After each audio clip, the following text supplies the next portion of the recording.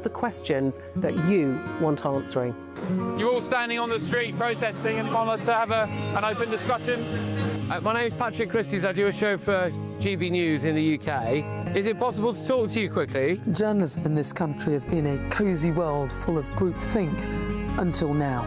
Well, this is the best view ever of Whitehall, looking out across all the tractor drivers of England who've come together to make their point. Hello, so as you can see, I'm here in Westminster as the protest begins. Yes, I'm very much in the thick of it. Look, we're challenging narratives here at GBNews, and that's what sets us apart.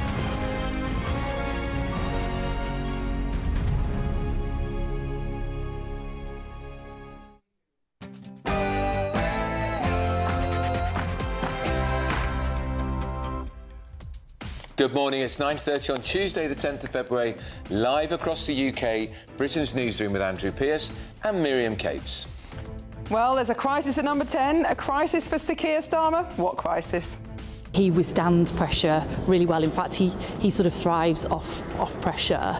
The resounding sound of hundreds and hundreds and hundreds of Labour parliamentarians united in support of our Prime Minister. The whole Cabinet supports the Prime Minister. Do they really? Sir Keir Starmer, let's be honest, clung on to his job for now. And look at the state of him, that photograph in the back of his ministerial car after that crunch meeting in Parliament. Meanwhile, in Scotland, the distraction needs to end and the leadership in Downing Street has to change. Well, in a risky political gamble, a Scottish Labour leader, Anas Sarwar, has gone out on a limb demanding the Prime Minister step down. Now, many are asking, will this help or hinder his hopes to become First Minister? sneaky streeting. The Health Secretary has been accused of leading the coup against the Prime Minister by sharing his private messages with his long-standing friend, Lord Mandelson. I do today put this party on a general election war footing. We will make sure that when it comes, whenever it is, that we are ready in every way to fight and to win that election. Reform UK leader Nigel Farage tells Number 10 his party is ready to fight a general election anytime, anywhere, as the search is on for Reform candidates. And profoundly concerned, the King says he will support the police assessing claims into his brother, Andrew Mountbatten Windsor, and his links to Jeffrey Epstein. The investigation is underway. And breaking news overnight, Ghislaine Maxwell has refused to speak while appearing at a congressional hearing. Ms. Maxwell, were you a close friend and confidant of Jeffrey Epstein? I would like to answer your question, but on the advice of counsel, I respectfully decline to answer this question and any related questions. If it shocks you, we serve it. If it offends you, we stir the pot. If it hurts you, we double the portion. The charity Cybersmile takes their fight to stop children seeing online harmful material to Downing Street this morning. They'll join us soon to tell us what they're so concerned about. And around a third of teenagers who use artificial intelligence chatbots see them as a real friend, sharing secrets that they wouldn't do with real people.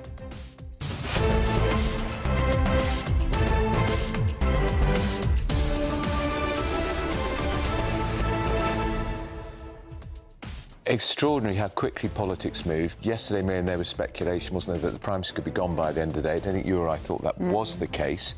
He's now lives to fight another day. There's a by-election next week, critical to his prospects, but I suspect it will still be those local elections in May. But I think the big political loser in the last few days is Wes Streeting, the uber-ambitious Health Secretary, who's been linked to the plot by Anas Sarwar, the Scottish leader, who said Starmer had to go. And as we speak right now, in Downing Street, the Cabinet is meeting. It's what they call a political meeting. No civil servants present. By the way, we hear the Cabinet Secretary is Chris Wormold. Yes, he's going to be out might be going. in the next 24 hours.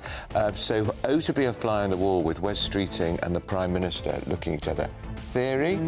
Does the Prime Minister, if he gets to May, local elections have a reshuffle. Sack Streeting. Yes. Well, we know where Streeting is sitting somewhere behind that black door in number 10. And I think you're right, he's been damaged personally, but also the movement that he represents, the Blairite wing of the party, I think has been fatally wounded by last week's event. It's not just Mandelson, it's the whole kind of era of Blair and the politics that have been dealt a blow. But for those watching and listening, thinking, I can't wait to see the back of Keir Starmer, be careful what you wish for, because I think if he goes, we will get somebody like Angela Rayner, who will be a creature of the trade unions. I agree. And it will be even worse. Yeah, well, Starmer and Reeves, like them or loathe them, are holding the line against some pretty hard left factions in the Labour Party. So do we really want all that chaos all over again? Well, let us know what you think by posting your comments on gbnews.com/your say. And you can. But first, your 60-second news update, of course, with Tatiana Sanchez.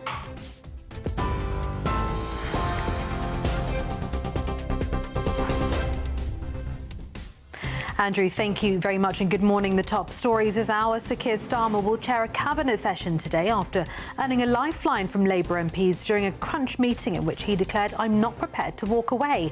Cabinet ministers have rallied around the Prime Minister as he fights to shore up his position following questions over Lord Mandelson's appointment as US Ambassador. Buckingham Palace says it will support police if contacted over allegations about Andrew Mountbatten Windsor. A palace spokesman said the King has made clear in words and through unprecedented actions his profound concern at all allegations which continue to come to light in respect of Mr Mountbatten Windsor's conduct.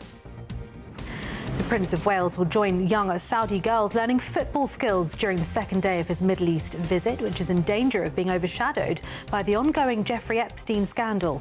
His three-day trip to strengthen the UK's ties with one of its key Middle East allies began yesterday. And 18-year-olds will soon be permitted to drive trains following concerns about the number of drivers approaching retirement. The move comes amid fears over a potential upcoming driver shortfall, with a quarter of train drivers expected to reach retirement age by 2030. Those are the headlines. More in half an hour. Tune in to GB News Radio wherever you are. Online, on DAB digital radio, on TuneIn, on Radio Player, on Nation Player and on your smart speaker. Just say, play GB News.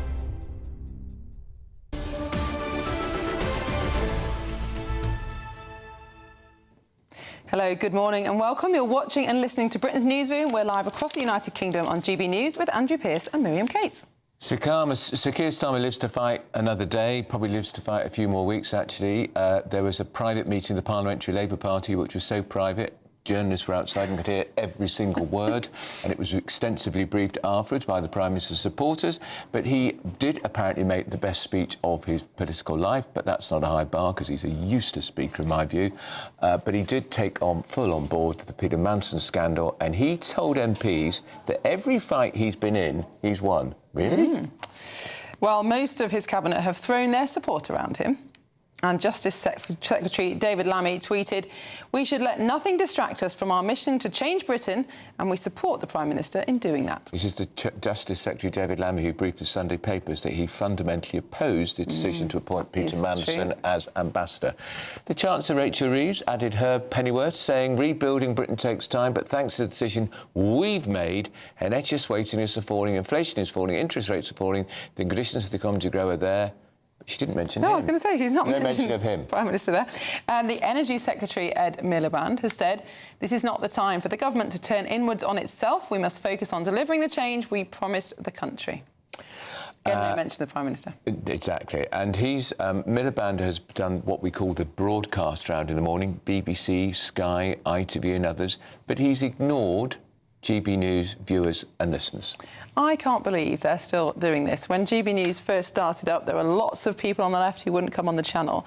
But most of them do now, because even if they don't like our view of things, they know that they're reaching many, many people who might potentially vote for them. You know, and I know, if you looked at the viewing figures for the last time we were on air, we had far more viewers than Sky News, far more viewers than BBC News, and often when you combine the two of them, we have more than those combined. And we know that at the last election, the majority of GB News viewers actually did vote Labour. They might have changed their mind now, but Nevertheless, why aren't Labour politicians coming on, sharing their side of the story? And we shared with you last week our radio listening figures had gone through the roof. This particular programme, we're up 81% on the last quarter, I think. So what Cabinet Ministers are doing they're insulting the voters. And if Ed Miliband is listening, there's a spare chair here, Ed. You're welcome any time of the show. Come on and tell us about net zero. One person who didn't support the Prime Minister yesterday was the Scottish leader, Anna Sarwar. Take a listen to what he had to say. The situation in Downing Street is not good enough. There have been too many mistakes. They promised they were going to be different, but too much has happened. Have there been good things? Of course there have, many of them. But no one knows them and no one can hear them because they're being drowned out. That's why it cannot continue. Well, he's had a bit of a change of heart from the 2024 Scottish Labour manifesto, where Anna Sarwar and Starmer are pictured together under the heading Change. Maybe he meant change. Yeah, and you can be quite certain, Miriam, in the Scottish May elections for the Scottish Parliament, the SNP, the Scottish National Party, which are still in power, will put that through every door. He probably will. Well, it's an irresistible leaflet from their point of view, I suppose. Well, let's get the reaction now from the Labour MP for Rugby, John Slinger. Mr Slinger, good morning. Thank you so much for coming on the show. Were you at the meeting last night of the Parliamentary Labour Party? Good morning, Miriam. Good morning, Andrew. I was indeed at the meeting. And what was your assessment of Starmer's speech? Well, as you know, the PLP meeting is highly confidential, Miriam. Which is why I just meant your assessment in terms of the vibe. You don't have to tell us word for word. It's live tweeted to all of you within seconds. True. But my impression was the Prime Minister walked into that room, Committee Room 14, and there was a wave of affection and support and noise, claps. Everyone stood up in an ovation, and it lasted a long time. And it was pretty obvious to me within about 3 seconds that this Prime Minister has the overwhelming, almost unanimous support of the Parliamentary Labour Party.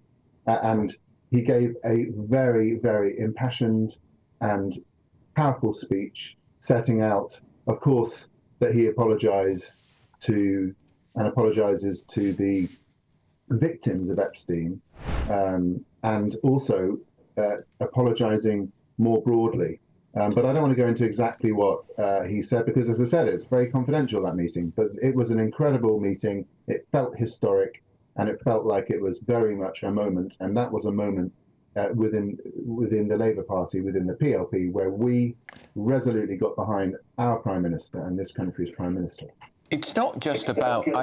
I hear what you say, Mr Slinger, and as you know, confidential it may be, but there were journalists outside the room listening in, of course, and the meeting was extensively briefed. But it's not just about Peter Manton, is it? There's been a lot of other issues. As Anna Sarwar, your leader in Scotland, said, too many mistakes have been made, and we now know from Wes Streeting, the Health Secretary, no less, who's a senior member of your cabinet, that he says there is absolutely no strategy for growth. That is a devastating indictment on 18 months of Labour government, a devastating indictment on the Chancellor, Rachel Reeves, who, when she got into number 11, said it would be all about growth. He says there's no growth, no strategy. So it's much more serious than about Peter Mandelson. Well, the recent furore, Andrew, as you well know, has been about Mandelson and his relationship to Epstein, but of course there are wider issues, as any government faces. Difficulties and mistakes are made. What Wes Streeting has said, that's really for him to talk about. Would you agree with it? Do you agree with it? No, I don't actually. I don't agree with that assessment. I do accept that the government has on occasion made mistakes, but that's the same for any government of any particular political colour. What matters is how you respond to the challenges and how you respond to the mistakes. And if you look at the last budget delivered by the Chancellor, you will see a very comprehensive programme around ensuring that we have a growing economy and that the government invests in the long-term infrastructure and so on. All of these measures will over time lead to even more growth, and growth was, after all, upgraded. Mr. Slinger, there are so many parallels, to my mind anyway, between the present political turmoil and the questions about Starmer's future and the end of Boris Johnson's premiership. Of course, they're very different men, they were different circumstances, but nonetheless there are parallels. And one of the things underpinning the instability is that Labour MPs, I assume, are watching the polls in dread, just as Conservative MPs were back in 2022. And there's always this hope, isn't there, that a different leader will bring us back up in the polls, we'll be doing better, you know, at the next election. That isn't going to go away. We're seeing this incredible realignment in politics. The two major parties are at the lowest share of their vote that they've ever had on record. This kind of feeling of the grass is greener is not going to go away for Labour MPs, is it? I couldn't agree with you more on the dangers and some of the parallels. I think they are obviously very different men, very different leaders. I don't want to go into all of that. I'm not going to have any kind of cheap shots at Boris Johnson, tempting though it might be. But you're absolutely right about the grass is always greener point. I remind myself and anyone who's watching, listening, that the last Labour government had the theme tune, "Things can only get better." But I think that when parties start looking inwards and start having internal conflict about leadership and thinking they can just change the person at the top and somehow this solves all of their problems, rather than looking outwards and listening to the people of the country and focusing resolutely on their needs, their interests and their concerns, things can only get worse when you do that. And that is what I've been saying for many weeks, if not months, and which is why I've been resolutely supportive of the Prime Minister and of him staying in post. And actually, what's really important, and I think why last night's PLP meeting was particularly significant, is that this has, of course, been a distraction. I think you will know from your time as an MP how the kind of Westminster bubble, I know it's far bigger than a Westminster bubble issue. Of course, there are very, very, very serious issues relating to Epstein and Mandelson and the way we govern our country and the way we appoint people and all of that. I understand that. But the British people want their government to be focused on their concerns, not focused on the internal machinations of a political party, whether that's the Labour Party or the Conservatives. And the sooner we get over this, frankly, ridiculous psychodrama and allow the Prime Minister the space and give him the support to get on with delivering change for the British people, the better.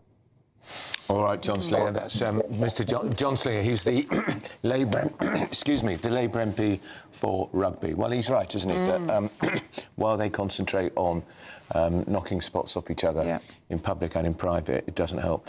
And there was so much briefing against the Prime Minister at the weekend from within the Cabinet. Absolutely, and he is right, but also it is only half the story, because there's this hope amongst Labour MPs, as there was amongst Conservative MPs, that there was some leader who would magically make all the very, very serious political and philosophical divisions within the party go away. There is no such leader. There are two factions, at least in the Labour Party, as there were the Conservative Party. No leader can fix that. Yeah, the reason Blair was toppled with ease in 2007 was because there was an obvious replacement. Yes, well, he stepped down. I mean, I suppose, he was forced out. But he was forced out. Yes, there was an obvious successor, and the platform of government hadn't changed, had it? It was just the personnel Now, change. still ahead, why are 1/3 of our teenagers turning to artificial intelligence chatbots for friendship? But up next, we'll have the latest from Buckingham Palace, as King Charles has turned on his brother, saying he'll support the police assessing claims that Andrew leaked national secrets to Jeffrey Epstein. First, here's some of that elusive holiday sun for you.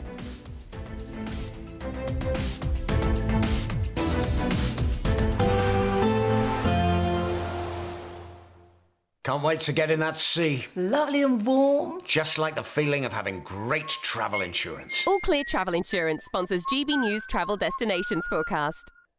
Hello. It's been very wet across western areas of Europe as well as the UK. There is some dry weather on the way for this weekend.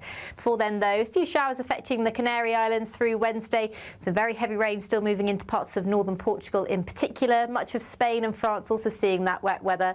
As we look further east, it's still unsettled through the Mediterranean, but some sunny spells here and there. As I said, as we look towards the weekend, high pressure moves in to bring more of us some sunshine across Europe. All Clear Travel Insurance sponsors GB News Travel Destinations forecast. In the GB Newsroom, we bring you the news as it happens. With our team of dedicated journalists across the UK. We're ready to keep you up to date with what's happening every half an hour, every single day. Bulletins here on GB News. The People's Channel. Britain's news channel. Good afternoon, Britain. Weekdays from midday. First of all, let's get a grounding here. What makes Scotch Scotch? Well, first of all, and most importantly, Scotch whisky must be made and aged here in Scotland, but it goes beyond that. So, for example, it must be aged in oak barrels here for a minimum of 3 years. It can't contain any added flavourings. It must have a minimum strength of 40%. Quite a long list of requirements that makes Scotch whisky unique to Scotland. And of course it must be delicious in every glass and every tasting, doesn't it? Now, around the world, you know, we hear about fakes, we hear about counterfeits. How do people take advantage of Scotland? We see a lot of Scottish-style whiskies out there, and that's where you come in.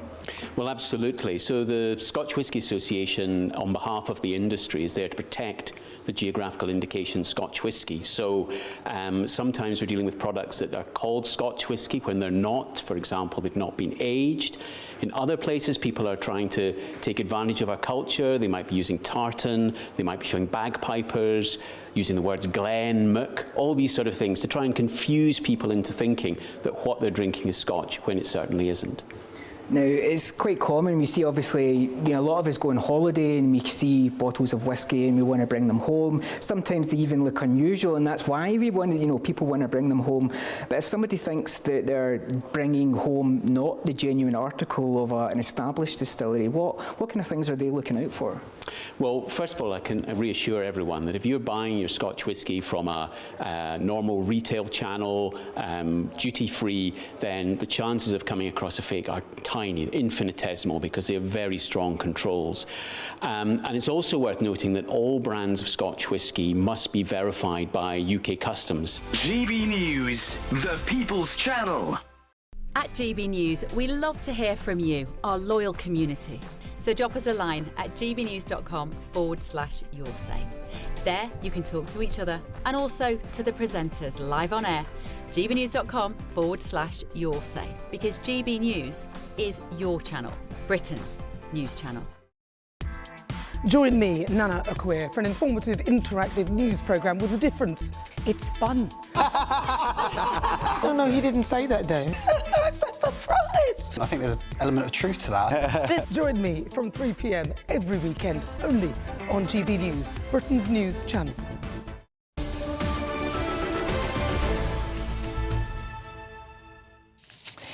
Welcome back. It is nearly 8 minutes to 10. You're watching Britain's Newsroom on GB News. So we had that extraordinary statement yesterday, which some people thought was a bit weak and insipid, from the Prince and Princess of Wales about their concern about the victims of Epstein. It did not mention Prince Andrew at all, Andrew Mountbatten Windsor.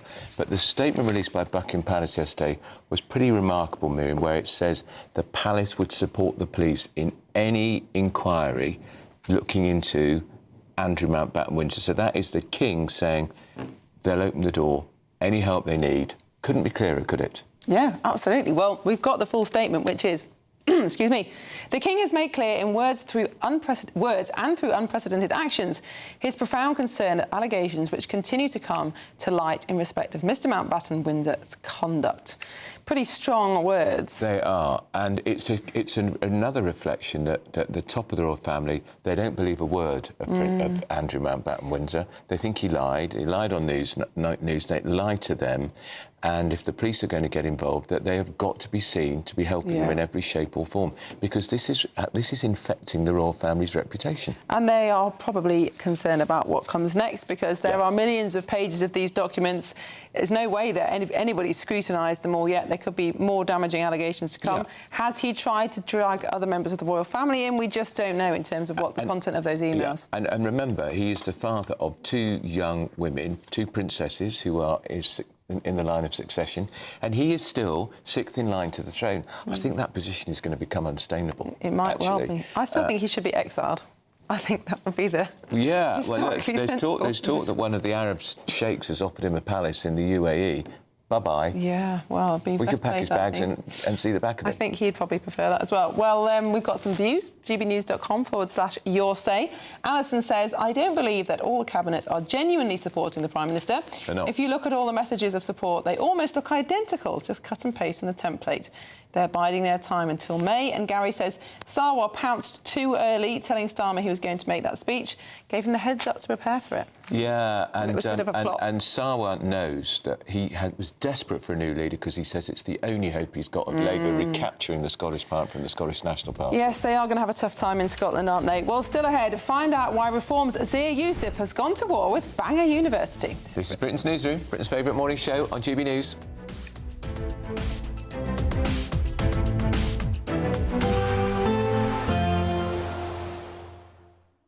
Expect warm spells with the odd rude interruption.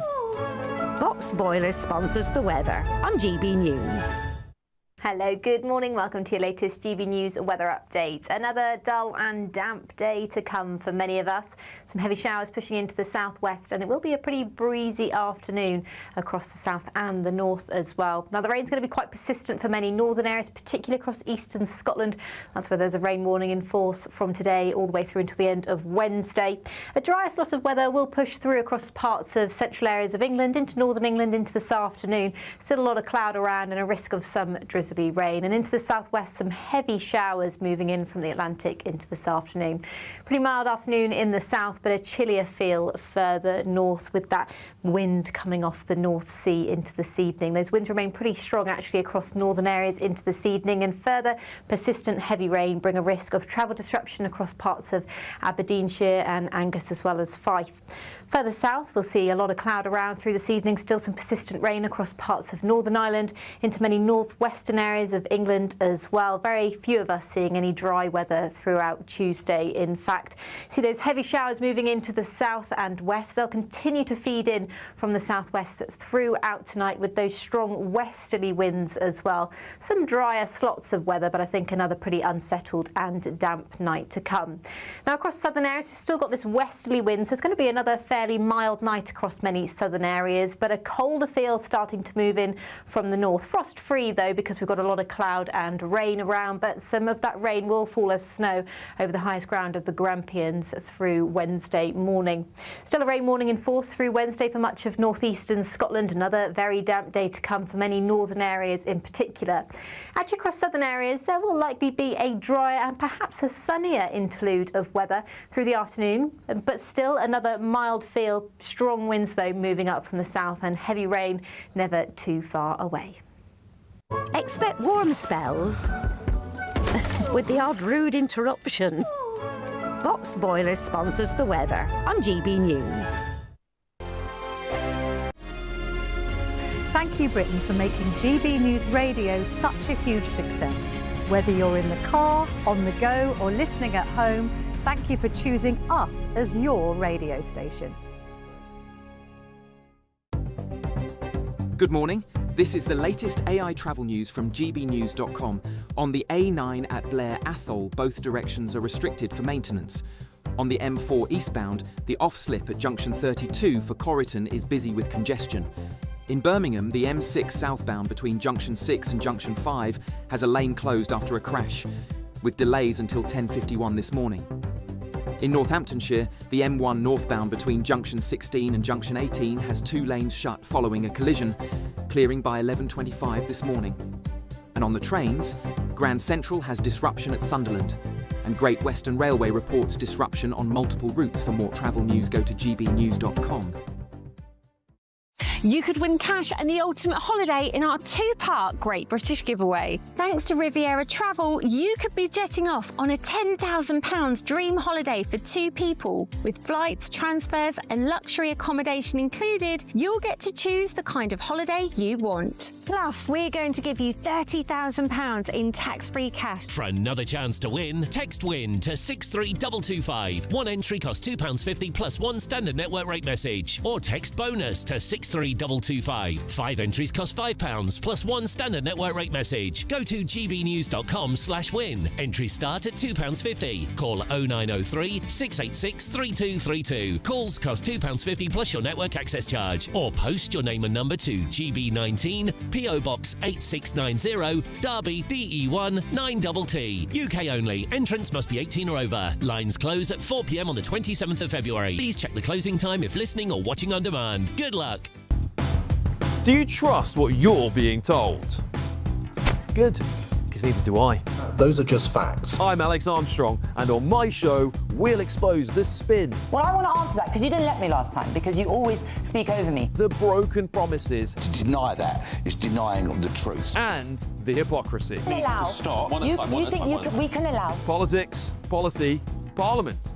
Nothing is off limits. No sugarcoating, no fear of offence, just the truth laid bare. Tune in every Saturday and Sunday at 9 p.m. for Alex Armstrong Tonight, only on GB News, Britain's news channel. No matter the state it's in, this is our nation. Join me, Jacob Rees-Mogg, for a genuine, honest discussion on where we have been, where we are going, and where we are with the people who set the direction. Tune in to State of the Nation every Monday to Thursday, 8 to 9 o'clock, only on GB News.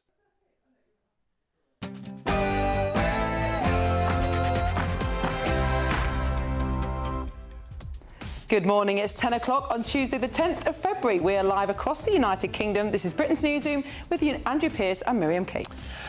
Crisis at number 10, crisis for Keir Starmer. Some people say, what crisis? He withstands pressure really well. In fact, he sort of thrives off pressure. The resounding sound of hundreds and hundreds and hundreds of Labour parliamentarians united in support of our Prime Minister. The whole cabinet supports the Prime Minister. Well, Starmer is clinging on to his job for now as the cabinet stand by him after a crunch meeting in Parliament. Meanwhile, over in Scotland, the distraction needs to end and the leadership in Downing Street has to change. Well, that was a political gamble that didn't work. Scottish Labour leader Anna Sarwar went out on a limb demanding the resignation of the Prime Minister, expecting others to follow suit. Now, will this help or hinder his hopes to become First Minister at the Scottish Parliament elections in May? And sneaky streeting, the Health Secretary is accused of leading a coup against the Prime Minister by sharing his private messages with Peter Mandelson, as now Sir Keir Starmer chairs a cabinet meeting. Yes, the cabinet meeting right now in Downing Street, a show of unity, no doubt. They looked over the precipice yesterday and decided not to follow Anas Sarwar. But for how long is the Prime Minister safe? How long will that unity last? Profoundly concerned, the King says he will support the police looking at claims his brother Andrew Mountbatten Windsor helped Jeffrey Epstein. The investigation is ongoing. If it shocks you, we serve it. If it offends you, we stir the pot. If it hurts you, we double the portion. Well, toxic content exposure is in the news. The charity Cybersmile take their fight to stop children seeing online harmful material to Downing Street this morning. They'll be joining us soon too. Around a third of teenagers who use AI chatbots regard them as real friends, sharing secrets that they would never do with real people. And the government plans to train the next generation of construction workers, increasing the number of apprenticeships on offer. Well, the government is pushing for more people to get into careers like construction and civil engineering due to a skills gap. I'm at a college that teaches just those things. I'm going to be chatting to apprentices and training staff about how important it is to get into the industry.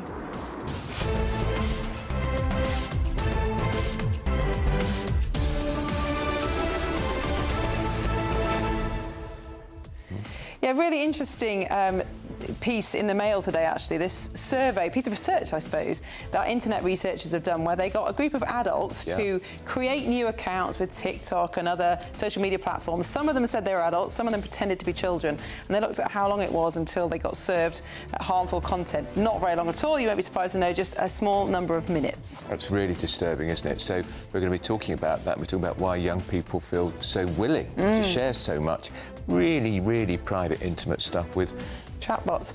Well, a lot of children are asking chatbots for relationship advice, for example, so but even asking, you know, big life decisions to these, essentially just a computer. Why can't they talk to their big brother or their big sister? Well, maybe or they're their mum and embarrassed, dad or their teacher. That's the problem, if it's there, and a lot of these chatbots, if you say, "Are you human?" they say yes. And so, of course, particularly smaller children fall for the trap. It's the death of conversation and dialogue. That's the problem, and discussion. I'm afraid that's the problem. Too much time on those devices. Well, plenty of discussion here in the studio As today. always. And you're very welcome to join in. Send your views and comments to gbnews.com/you'll say. But first, here's the headlines with Tatiana Sanchez.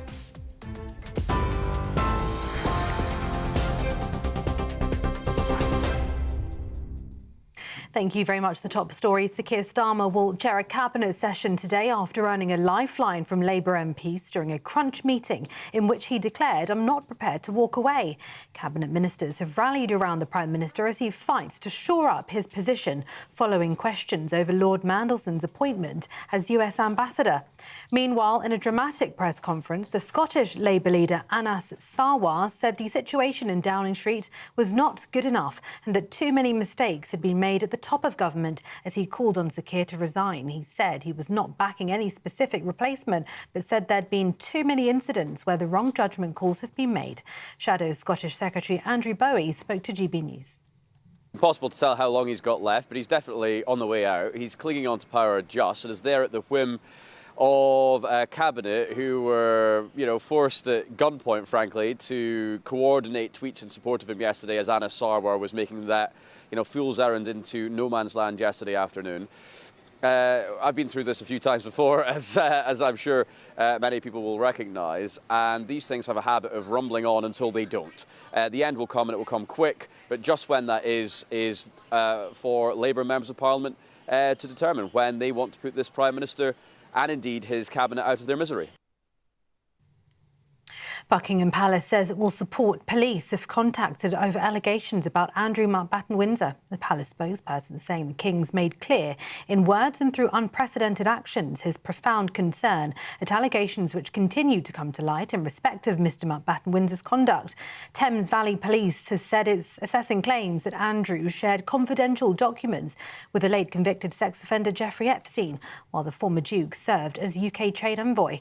Andrew denies any wrongdoing in relation to Epstein. The Buckingham Palace intervention follows an earlier statement from the spokesperson for the Prince and Princess of Wales, saying they were deeply concerned by the revelations about Epstein. Meanwhile, the Prince of Wales will join young Saudi girls learning football skills during the second day of his Middle East visit, which is in danger of being overshadowed by the ongoing Epstein scandal. His three-day trip to strengthen the UK's ties with one of its key Middle East allies began yesterday.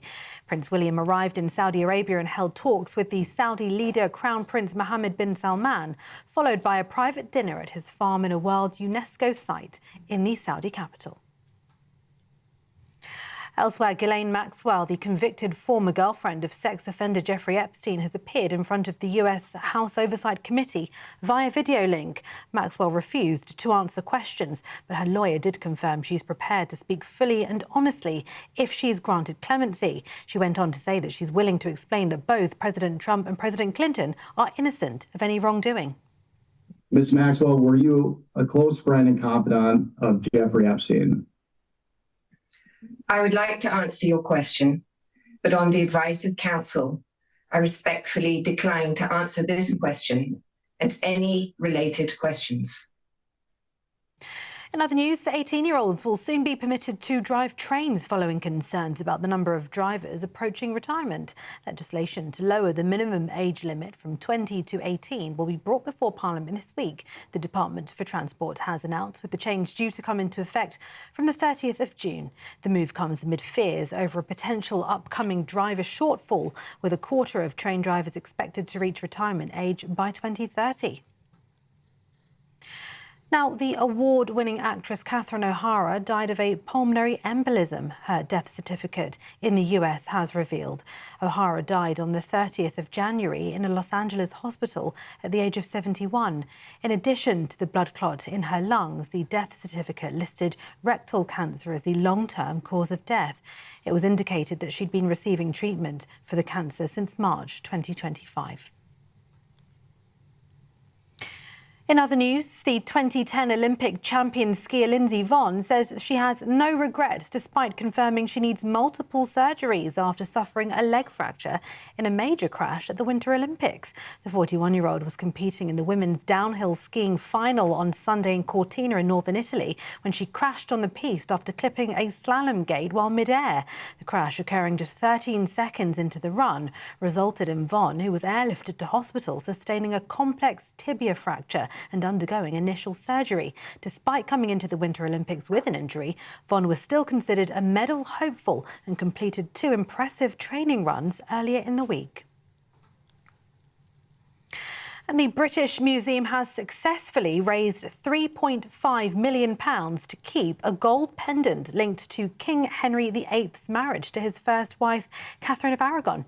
The Central London Museum launched a fundraising appeal in October so it could permanently acquire the Tudor heart found by a metal detectorist in a Warwickshire field in 2019. It has now announced that it reached its fundraising goal after receiving £360,000 in public donations and a string of donations from grants, trusts and arts organisations. Those are the latest headlines, more in half an hour. Tune in to GB News Radio wherever you are. Online, on DAB digital radio, on TuneIn, on Radio Player, on Nation Player and on your smart speaker. Just say, play GB News.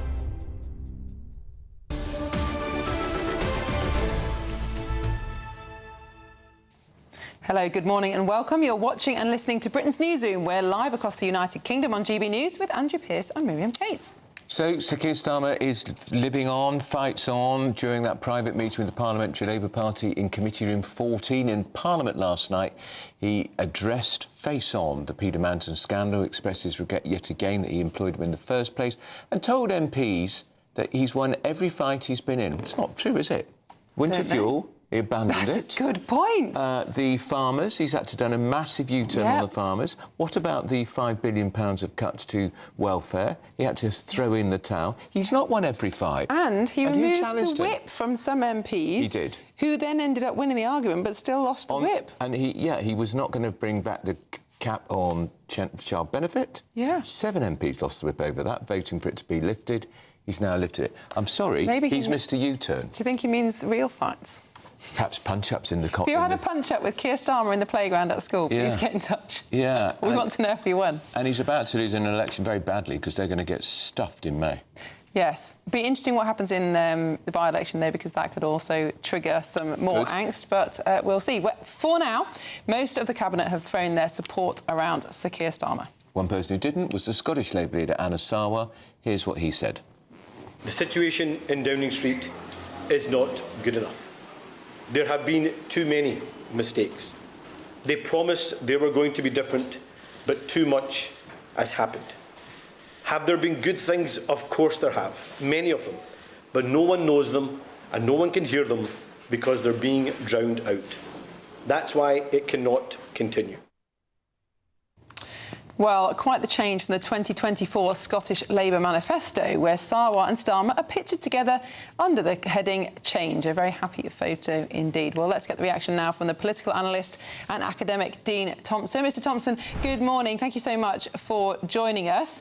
Interesting that Anna Sarwar is bringing a Scottish angle to Sir Keir Starmer's political woes.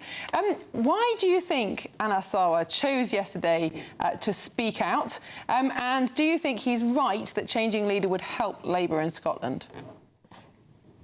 Well, it's quite clear that he's spoken out for two reasons. One that we do know for sure is the catastrophic fall in Scottish Labour polling through no fault of Anna Sarwar's. If you look at September 2024, Labour were at 31%, September 2025, 18%. Now, what happened in the meantime there? Nothing that Anna Sarwar did that was catastrophic, but during that same time period, we saw a Labour Prime Minister burn through 11 ministers in 14 months, which averages 1 in every 5 weeks up until September 2025. And that's before the Lord Mandelson Epstein stuff. So on the one hand, Sarwar's own job is on the line in May if Labour finish third, which they're scheduled to behind Reform and the SNP. And also one gets the impression that Sarwar thought he would have backing from certain Labour people that never got out. So I'd say Starmer has taken a huge Labour majority and squandered it within weeks of taking power. And Sarwar's had the guts to say in public what a lot of Labour people are saying in private on WhatsApp. And he would have been especially angry about the Labour's position in the polls, bearing in mind the virtual implosion of the Scottish National Party with the dramatic decline of Nicola Sturgeon, who'd been Queen Bee for many years. Her husband, she was arrested, the accountant was arrested, her husband was arrested. That scandal, you would have thought, would have propelled Labour to a landslide victory in May. Now they're looking like they won't win at all. Indeed, if you actually, the biggest benefit from the SNP's struggles actually has been, quite interestingly, Reform. One would think that Reform voters are all just coming from the Scottish Tories who have completely collapsed. But actually, 31% of no voters in the independence referendum are backing the Reform Party. They're picking up support from quite a broad brush. And part of this is people who are more socially conservative with a small c, who are unhappy with biologically male people being put into women's prisons. There's a news story about that right now in Scotland that's being overshadowed. And so one would have assumed that Scottish Labour would have been well placed to benefit from this. Sarwar had U-turned and repositioned the party. Having supported self-ID, he came out a while ago against it with hindsight and apologised for getting it wrong the first time. So Labour has, in Scotland, attempted to position itself to benefit from an SNP which is on the way down to flatlining at about 30%, long way down from where they were under Sturgeon, which was well over 40%. So the big beneficiaries, unfortunately for Labour, are the Reform Party in Scotland that seem to be picking up a lot of momentum. Dean Thompson, thank you so much for your views this morning. Yes, very interesting. You would have thought that Labour would pick up votes from SNP, but they're equally progressive, aren't they? And that was Sarwar's point yesterday. You can't bear the fact they're going to go into a third decade with the SNP in charge in Scotland, because their record on education in particular in Scotland and drug debt is woeful. It is. Reform obviously hoping to challenge that, but we'll see. A few months to go. Well, Catherine Forster, our chief political correspondent, she's in Downing Street right now. She joins us live. Catherine, good morning. Any more developments on the Prime Minister's future this morning? Well, a rather calmer day in Downing Street than yesterday, which will be a huge relief to the Prime Minister. That picture of him being driven back late last night, he looked absolutely exhausted, didn't he? As well he might. What a drama it had been. The head of comms going then, Anna Sarwar, the Scottish Labour leader, calling for him to go. It looked like it could have been game over yesterday, but then the Cabinet began tweeting their support. Then they had the meeting with hundreds of Labour MPs packed into that room, generally pretty supportive. And now Cabinet is meeting behind me. They came in all smiles. There were a lot of shouts. I shouted at the Deputy Prime Minister, "Is the Prime Minister safe?" And he gave me a thumbs up and a smile. I'm wondering if they're going to start coming out. If they start coming out and the pictures start snapping, I'll turn around and see who's coming out. But yes, a show of unity now, but for how long? for how long? Because the reality is, isn't it, that Labour MPs have been very fed up for a very, very long time. They look at the polls, they see their jobs going at the next election.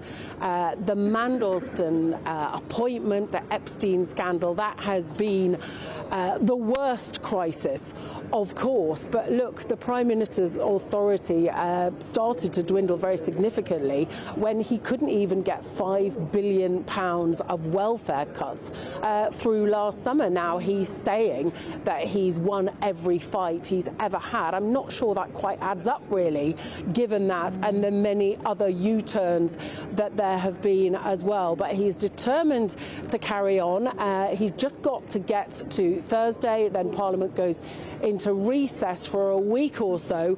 Then there's the by-election. Then there is the May local elections and elections in Scotland and Wales. A point, again, I think, of huge danger then.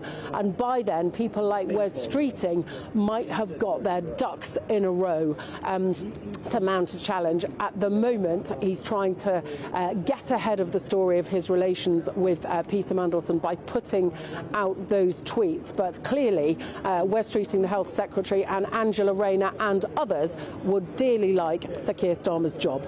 So those profound pronouncements of loyalty, Catherine, we should be a little sceptical about them from every single member of the Cabinet.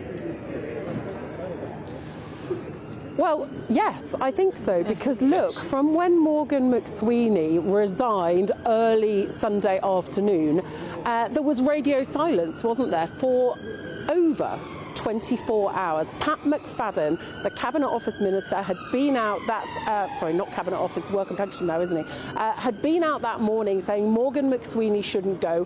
He went, and then there was an absolute silence. And then following Anna Sarwar and that call for him to go, there was clearly a coordinated effort from within Number 10, very successful, getting all the Cabinet to voice their support. One person I noticed that hasn't voiced their support is a certain Mayor of Greater Manchester, Mr. Andy Burnham. Of course, he would like the job too, but he was blocked from standing in that by-election just a couple of weeks ago. He's in London speaking at an event this lunchtime. I will try to get along to that to see what he has to say. It'll be coded, Catherine, I suspect, very heavily coded, whatever he says. Great to talk to you. That's Catherine Forster, our chief political correspondent in Downing Street. Yeah, Andy is the elephant in the room, isn't he? That's right. Well, he could have been part of this conversation had he been allowed to stand in the by-election. Been interesting to see what would have happened there. Well, we'll never know. We'll never know. Well, if you want to get away from it all and have some money to have a great holiday, it's our Great British Giveaway, your chance to get summer sorted with a luxury £10,000 holiday for two. That's not all. We've also got £30,000 in tax-free cash to spend. Here's how you apply. You could win cash and the ultimate holiday in our two-part Great British Giveaway. Thanks to Riviera Travel, you could be jetting off on a £10,000 dream holiday for two people. With flights, transfers and luxury accommodation included, you'll get to choose the kind of holiday you want. So whether you're looking for hotel comfort or on a relaxing river cruise, you'll be able to find the perfect match from over 30 global destinations on offer. And because the holiday is handpicked with you in mind, you know it's going to be perfect. Plus, we're going to give you £30,000 in tax-free cash to spend however you like. Your summer can start here, so make sure you don't miss out. For another chance to win, text WIN to 63225. One entry costs £2.50 plus one standard network rate message. Or text BONUS to 63225. 5 entries cost £5 plus one standard network rate message. Go to gbnews.com/win. Entries start at £2.50. Call 0903 686 3232. Calls cost £2.50 plus your network access charge. Or post your name and number to GB19, PO Box 8690, Derby, DE1 9TT. UK only. Entrance must be 18 or over. Lines close at 4 p.m. on the 27th of February. The winner may be contacted live after all entry routes have closed. Please check the closing time if listening or watching on demand. Good luck. Well, coming up next, the English Heritage Charity aims to tackle isolation with something called bonding benches to encourage people to talk. We're going through that and more with my old mucker, Kevin Maguire, we do a very mischievous podcast together, Pierce versus Maguire, and Dr. Rennie Honderkamp, of course, who is much liked by GB News viewers and listeners. Plenty of bonding required with those two, of course. This is Britain's Newsroom on GB News. Westminster's full of talk, but out here, it's the real world. Am I allowed to talk then? No, that's it. This is where it matters, real people and real lives. That's what politics is all about. In fact, has Trump made a good start? No. Straight answers, no spin, and just a couple of pints. How many fingers have I got up? About 10. So join me for Lee Anderson's Real World every Friday at 7 p.m, only on GB News. The People's Channel, Britain's news channel. Every Sunday from 11, join Michael Portillo. There will be topical discussion, looking at the week before and the week to come. So kick back and relax at 11 a.m. on Sundays on GB News with me, Michael Portillo. GB News, the People's Channel, Britain's news channel. Sunday with Michael Portillo from 11, only on GB News. First up, we've got Traitors. So probably now the biggest TV show in the country, and obviously a global hit as well. We've just been announced it's going to be a stage show coming sometime early next year, we think. And it's got huge prestige behind it. So Sam Mendes, who's major Hollywood director, Bond films, 1917, that incredible film, his company is behind it with All3 Media, which is the Dutch production company that originally created the Traitors concept. So a lot of backing behind it. We don't know which way it's going to swing yet, but the people that are, for example, director Robert Hasty, two of my favourite shows we were just talking about, Standing at the Sky's Edge, which is a very serious, dark show, and then Operation Mincemeat, which is an absolute lark silliness. I have to say, my favourite show in the world, I've seen it 10 times. Which one? Mincemeat. Oh, have you? Yes, on Broadway and the West End. Oh, wonderful. Absolutely obsessed by it. Yeah, it's incredible. So the talent behind all of this is really exciting. Whether we're going to have sort of jazz hands and key changes, I don't know. No cast yet. I would love to see Claudia actually breaking some moves, but I don't think we'll get anyone like that in it. It could be a bit of a comedy, is what you're suggesting. I think it's going to be veering towards the lighter side of it, highly entertaining. And they've promised, we keep getting twists every season. The one thing they have said is they will be following the format, but there will be surprises. So this one we're very much looking forward to. More news to come if you meet me up in the tower later. Interesting. What else do you have for us? So the next up, we've got HMS Pinafore, which is glorious. And there's a lot of people that feel that Gilbert and Sullivan can be a little bit stuffy, perhaps a little bit old-fashioned. GB News, the People's Channel. You want to know what's really going on in the corridors of power? Labour don't know what to do with you half the time, and that makes you quite lethal in the chamber. Get behind the headlines with Chopper's Political Podcast. Join me, Christopher Hope, as I sit down with the great and the good of British politics. We'll see where this ruling takes us. These are the stories shaping our nation. Chopper's Political Podcast, available now on all platforms. Listen in and stay ahead.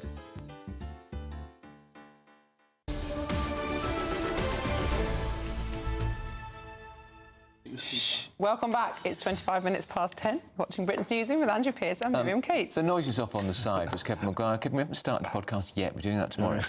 Kevin Maguire from the Daily Mirror and GB News contributor Dr. Rennie Honderkamp. Kevin, you are incredibly well plugged into what's going on in the Labour Party.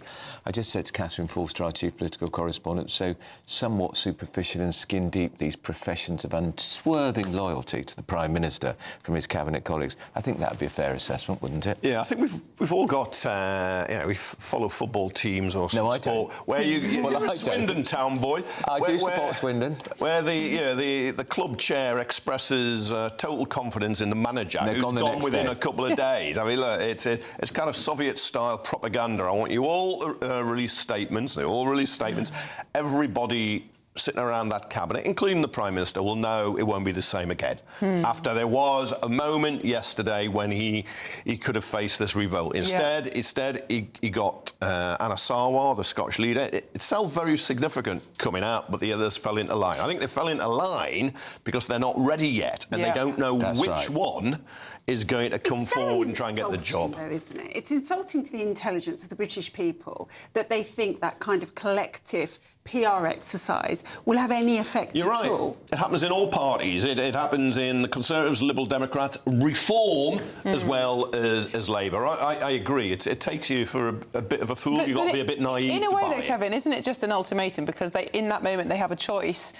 Yeah. Tweet this message of support or resign. And you're right, it won't last forever, but it makes sure that yesterday at least they're all holding firm. That's a high-stakes game as well for Starmer, isn't it? Because if 10 of them have said, well, actually, we'll resign, his government will be over. But better for him to know now. Well, we've all been nice to a boss at work and you've been thinking under your breath, I really don't like you. But the truth is, Kevin, it is game over for him. It's not if, it's when. Yeah, I think it was a stay of execution. Yes. Rather than, it's because this isn't just about Peter Mandelson. It's not just about his idiocy and poisoning him. As we had a Labour MP earlier from Rugby, and I said, Wes Streeting said in that message to Mandelson, there is absolutely no strategy for growth. That is a devastating indictment. Yeah. And that is a problem. The economy, whatever you think, I mean, that undermines everything they've done. But everybody knows it's true. Yeah. So everybody living out here in the real world knows it's true. And they also know that because there's no strategy for growth, their life is poorer for it, and they see a really bleak future. That is a death knell for any government. It's almost a sackable offence for him to say that. If he'd said it in a speech, Kevin, wouldn't he have been fired? Yes, but of course he's being honest. Now, it's not entirely doom and gloom. Wages are finally rising in value after 10, 12 years of not interest rates cut 6 years. Senior cabinet ministers to say that. People are still feeling the pinch, and the only way you could get a new strategy for growth and say to people, look, have another view out of us, is I think with a new Chancellor and a new Prime Minister. I think that's what you could do. You have to change the Prime Minister as well. Yeah, you've got to change them both, Even if you changed the Prime Minister and the Chancellor, even if you had more popular people in those positions, the backbenchers are still split. There's a faction that probably does want growth, would welcome lower taxes and less regulation. There's a bigger faction, arguably, who want more welfare spending, more debt, higher taxes, wealth taxes. There isn't going to be any agreement, whoever's leading the party. There's not going to be any agreement. And what we're watching now, we watched over the Tories over a longer period of time. And I just actually feel like it's Groundhog Day, that we saw this roll out. We knew where it would end. Nobody who votes for these people is the winner. Just these people shoring up their positions are winners for a little bit longer and a little bit longer. Meanwhile, the country is going, to hell in a handcart, frankly, because that is how it feels for most people every single day. Most people have decent experiences. You look at all the polling. I saw a poll on this. 70%, I think it was 69, said last year was quite good or okay for them. Then when they were asked what it was like for the country, the figures totally reversed. They thought it was bad for the country and good for them. But Miriam, we've just all agreed that cabinet ministers all saying, yeah, we're all behind him and it's great, is a fiction. But it would also be a fiction to pretend any political party is full of people who agree. You might share broad values and goals and some policies, but there's always going to be, in that big tent, there are going to be different people in different parts of it. You just have to somehow rub along and have a common purpose. That's what you do. So therein... What do you want? Do you want a dictatorship in every party? So therein lies the problem. What's happened to politics over the last probably 15 years is all of these parties, be it Labour, the Tories or anyone else, have become these broad coalitions, and we've heard that comment so many times. Margaret Thatcher led a broad coalitions. Well, she was a strong leader at the top who imposed her will. She got rid of the Wets. She did. Got rid of them. But she did most of them. And the problem that the Tories had is they had half of the Lib Dems in there. And I can tell you, when you speak to people out there who used to be Tory voters, that is what they hate. And they view Labour as the same. Maybe I am. You are. They view Labour as the same. But isn't the problem in politics is that ideology, or at least purpose or philosophical underpinning, has been replaced with just technocracy? And if your guiding light is, I want to manage this well, then it's unsurprising that it all falls apart. If that's the case, then yes. But the problem with ideologies, you have a rigid ideology. You're not living in the world most people are in. A philosophy, then? You need a broad philosophy. Your values, what really matters to you, who you're going to champion. I mean, you can't champion everybody, because if you do, you'll champion nobody. But you decide. But what's the Labour Party? But that's what they're doing. They're trying to champion everyone, and they're championing no one. Labour's philosophy is is broadly economic prosperity and social justice. It's a more prosperous country that is fairer for everybody. It's rights and responsibilities. That's what it all is. Now, how you put that into action will change over time. John Prescott used to talk about traditional values in a modern setting. I used to laugh along with him at it, but there was a truth in it. So you want fairness, you want prosperity, but you accept how you achieve that may change over time, because people change over the time. I think we're all more individualistic than we used to be. We're less collective. So it's how do you move forward or not? Because people will are very happy with collective provision in health and education, want water to be publicly owned, want rail to be publicly owned, but at the same time, they want to decide how to spend more of their own money. We've got to go to the break now. Quick prediction, how long has he got? I think until after May. I think it'll be gone in the summer. Local elections? Yeah, that will be the trigger. That's what I think. Yeah. There is, in 2 weeks' time, a very important point at which I think he will struggle to survive. Right, OK. We think we know that one. Here's your 60-second news update with Tatiana Sanchez.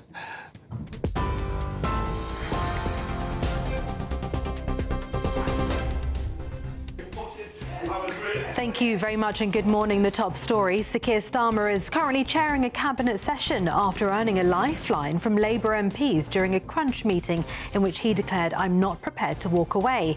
Cabinet ministers have rallied around the Prime Minister as he fights to shore up his position following questions over Lord Mandelson's appointment as the US ambassador. In other news, Buckingham Palace says it will support police if contacted over allegations about Andrew Mountbatten-Windsor. A palace spokesman said the King has made clear in words and through unprecedented actions his profound concern at allegations which continue to come to light in respect of Mr Mountbatten-Windsor's conduct.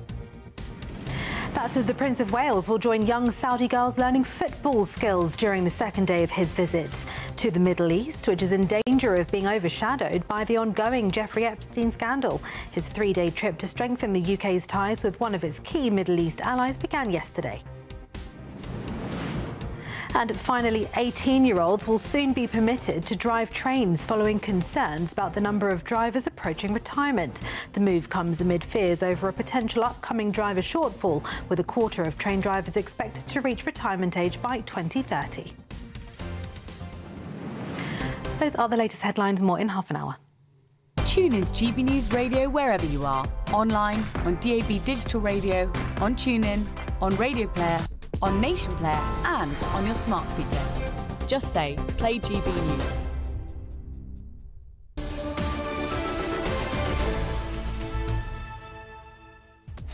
Coming up next, one charity is taking their fight to Downing Street this morning. If it shocks you, we serve it. If it offends you, we stir the pot. If it hurts you, we double the portion. We're going to be talking to the charity Cybersmile, who want the government to try to do more to keep our children safe online. This is Britain's Newsroom on GB News.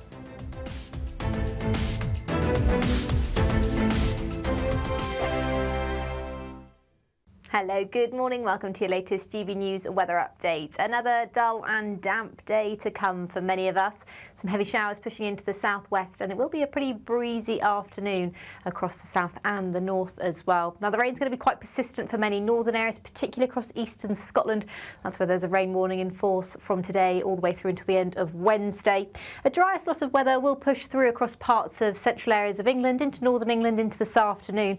Still a lot of cloud around and a risk of some drizzly rain, and into the southwest some heavy showers moving in from the Atlantic into this afternoon.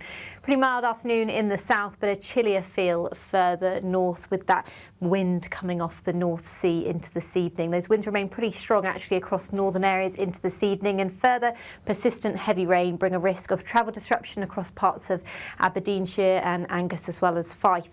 Further south, we'll see a lot of cloud around through this evening, still some persistent rain across parts of Northern Ireland, into many northwestern areas of England as well. Very few of us seeing any dry weather throughout Tuesday, in fact. See those heavy showers moving into the south and west. They'll continue to feed in from the southwest throughout tonight with those strong westerly winds as well. Some drier slots of weather, but I think another pretty unsettled and damp night to come. Now across southern areas, we've still got this westerly wind, so it's going to be another fair fairly mild night across many southern areas, but a colder feel starting to move in from the north. Frost-free, though, because we've got a lot of cloud and rain around, but some of that rain will fall as snow over the highest ground of the Grampians through Wednesday morning. Still a rain warning in force through Wednesday for much of northeastern Scotland. Another very damp day to come for many northern areas in particular. Actually, across southern areas, there will likely be a drier and perhaps a sunnier interlude of weather through the afternoon, but still another mild feel, strong winds though moving up from the south, and heavy rain never too far away. Thank you, Britain, for all of you who listen to GB News Radio. Whether you're at home or on the go, you're making us Britain's news channel and Britain's radio station.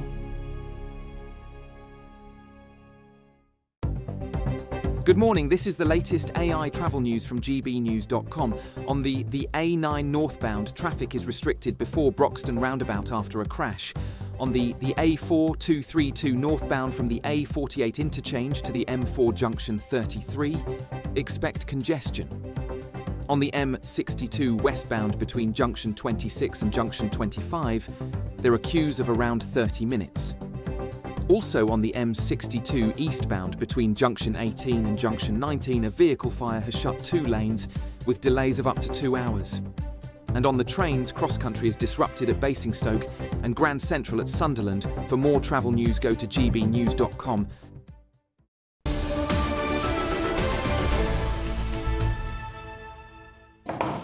Welcome back. It is 10:38. You're watching and listening to Britain's Newsroom on GB News. So the Cybersmile Foundation is calling for social media companies to introduce enhanced parental controls. Well, this comes after a report by the charity found that teenagers are being fed harmful content within minutes of setting up social media accounts. So the campaigners are making their case for increased social media protections by going to Downing Street. Well, we're joined in the studio by Dan Raisbeck, who is the Cybersmile co-founder, and Melissa Roof, who's a digital content creator and online safety campaigner. Welcome to you both. Thank you for coming into the studio. You're very concerned about online safety. It is a big topic in the news at the moment, and I have no doubt that what you're saying is correct. I've got friends who set up accounts pretending to be children. They were served horrific content within minutes.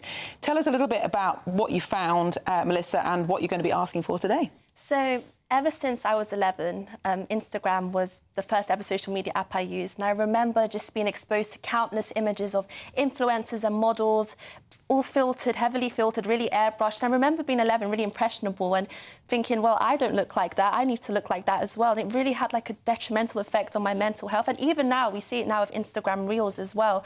You're constantly being pushed like, oh, let's bring skinny back again, or let's bring the 2000s body type back again, or even people my age or younger talking about Botox to prevent aging. And it really like spiked up my anxiety, and just I feel like this is what's so important. Were your parents monitoring what you were watching and looking at on Instagram at the time? No, not really, because everyone had a phone. I remember, like, you know, just being in year 6 primary school, everyone had a phone, everyone had Instagram, and my parents kind of never knew. I mean, even my friends' parents never knew. So I would just, you know, scroll through what was force-fed to me. Really. Yeah. And Dan, the problem isn't necessarily the internet, it's the algorithms that these social media apps use, isn't it? Tell us a bit more about how they work and how they serve this content to children.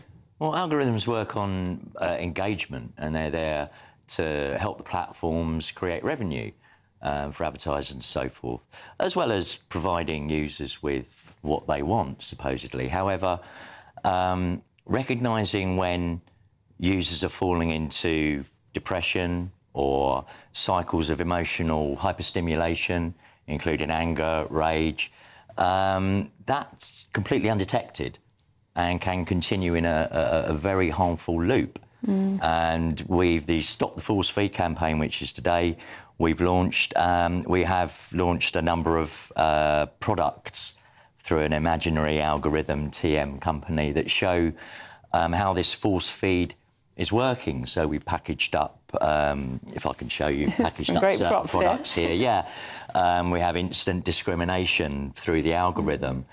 This particular one, we did a small pilot study where we opened accounts, and within this one particularly, key themes exposed to violence, racism and ableism. And these are all harms that are identified by the government as being actionable. But why by not just online call safety. for a ban for social media for under 16s? This is what the Australians have done. The French, the Spanish are in the process of doing it.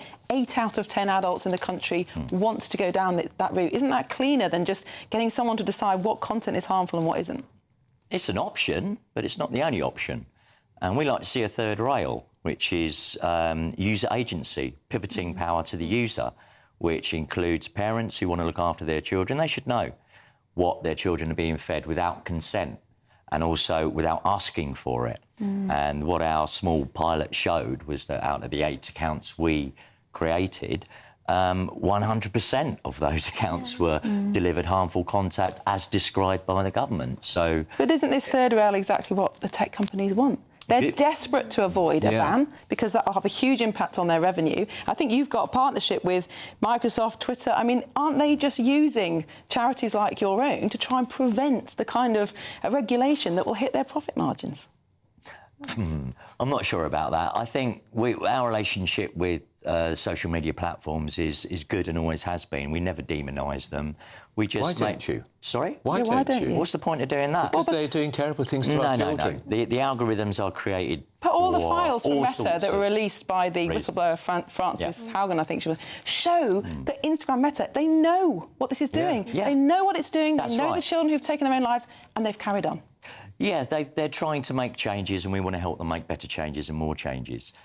Social media isn't going away. It's used prolifically by governments, so suggesting that social media companies are going to be hammered by governments is just not going to happen. Well, they are being hammered by governments in Australia, France and Spain. Yeah, they're going through processes. The politicians talk a lot of, strong words about what they're going to do. Well, they have actually banned social media for under 16s in Australia. Yes, they have. Yes, of course, it won't be a perfect ban, indeed, but they have actually taken that step. The point is they've taken the step to do that, but unsuccessfully. Well, it's not. I mean, there's plenty of reports of the big changes that children have seen in their lives. Of course, there will be cleaning up to do around that legislation, but it is working. Yeah, to a certain degree it will, but if a child wants to go onto social media through VPNs or side routes, finding someone who will give them idea, there's lots of ways around that. And also the risk of children going into the dark web. Well, Melissa, let's ask you about that, because a young person, do you think children under 16 will be able to get round a ban on? So if we brought the same thing and said, would they get round it? Yeah, I do think, especially this new, Gen Z, they're very tech-savvy and they can always, go for, roundabouts, and there are multiple VPNs as well. I mean, I even have, conversations with my younger cousins, younger family members, so I do think they will be able to tackle that, but... yeah, I think it will be quite hard to... It would probably be, for the parents, it would be a huge thing, wouldn't it? Absolutely. Makes a parent's life so much easier. Easier, true, yeah. So what's your ask of the government today, then? Let the users make a choice on what they get to see on their algorithm, even if it's for, under 16-year-olds as well. I think social media can also be quite powerful. It can also teach stuff about GCSEs, educational stuff as well. Let the kind of people decide, more transparency. But you can find that on an internet website. True, yeah. You don't need social media to serve you that. Yeah, but I guess the thing is, maybe it's you could argue it's a bad thing. Everyone has a phone. Even, kids as young as 9 have a phone now, so they are going to, download Instagram, and they are going to be going on these apps, so... Yeah, when we talk about user agency, it's really what the individual finds harmful. So a couple of examples I'll give you. If your pet dies and you're on social media, you're probably being fed loads of information, loads of adverts, loads of different types of content about cats or dogs or whatever your animal is. That's fine. If your dog dies, you don't want that. You don't want to be cascaded with all those lovely pictures of the animals that you were before. So you need to be able to turn that down or eliminate it completely, because the only option you have at the moment is to stay off social media, because that content isn't considered to be harmful. However, it's harmful to you. We don't want the government or platforms deciding what's harmful to you. We all know about extreme content, extreme violence, sexual violence and that sort of thing. That is filtered out of people's feeds, quite rightly. So people should be given the agency to filter what they find harmful at that particular time in their life from their feeds. And that just isn't the case at the moment. It is, with the Online Safety Act, they tried to do that with Section 15, but for adults only. Is anyone in Downing Street saying... is anyone in Downing Street talking to you about this? This afternoon, hopefully, yes. Who are you seeing? Well, we're taking our algorithm delivery box to Downing Street. We probably won't have any discussions with anyone there. I think the Prime Minister's pretty preoccupied at the moment. I'd say, yes, whoever's in number 10, we'd like to talk to about this. But we do have excellent connections with politicians and on both sides of the House in the Lords. And because, of course, Kemi Badenoch is calling for a ban on social media for under-16s. Yep. Yeah, bans have their place, but so does user agency. And at the moment, it's sorely lacking. Children don't have agency there, do they? That's their right, children. but the parents should have. So if the parents are aware of what algorithms are doing to young people, they should have, as every parent should have, parental rights to go in and alter what their children are being force-fed. Well, fascinating. Good luck in your meeting. Good luck. Take me to set out to meet. Thank you very much, Dan. Dan Raisbeck from Cybermile, co-founder, and Melissa Rowe, digital online safety campaigner. Now, we've got to take a statement here from TikTok. Oh, you can read that. OK, on TikTok, teen accounts have more than 50 preset safety features and settings so young people can safely discover what they love and learn new things. And a spokesman for Meta responded saying, teen accounts have built-in default protections and content settings inspired by +13 film ratings. Hundreds of millions of teens worldwide now use teen accounts, and since the launch, they've seen less sensitive content. Experienced less unwanted contact and spent less time on Instagram overnight. Up next, the government promises 13,000 more apprenticeships. We'll be speaking to some apprentices to see why they took that route rather than the idea of going to university. Indeed, but first, if you're in search of some holiday sun, here's the forecast for our top European destinations.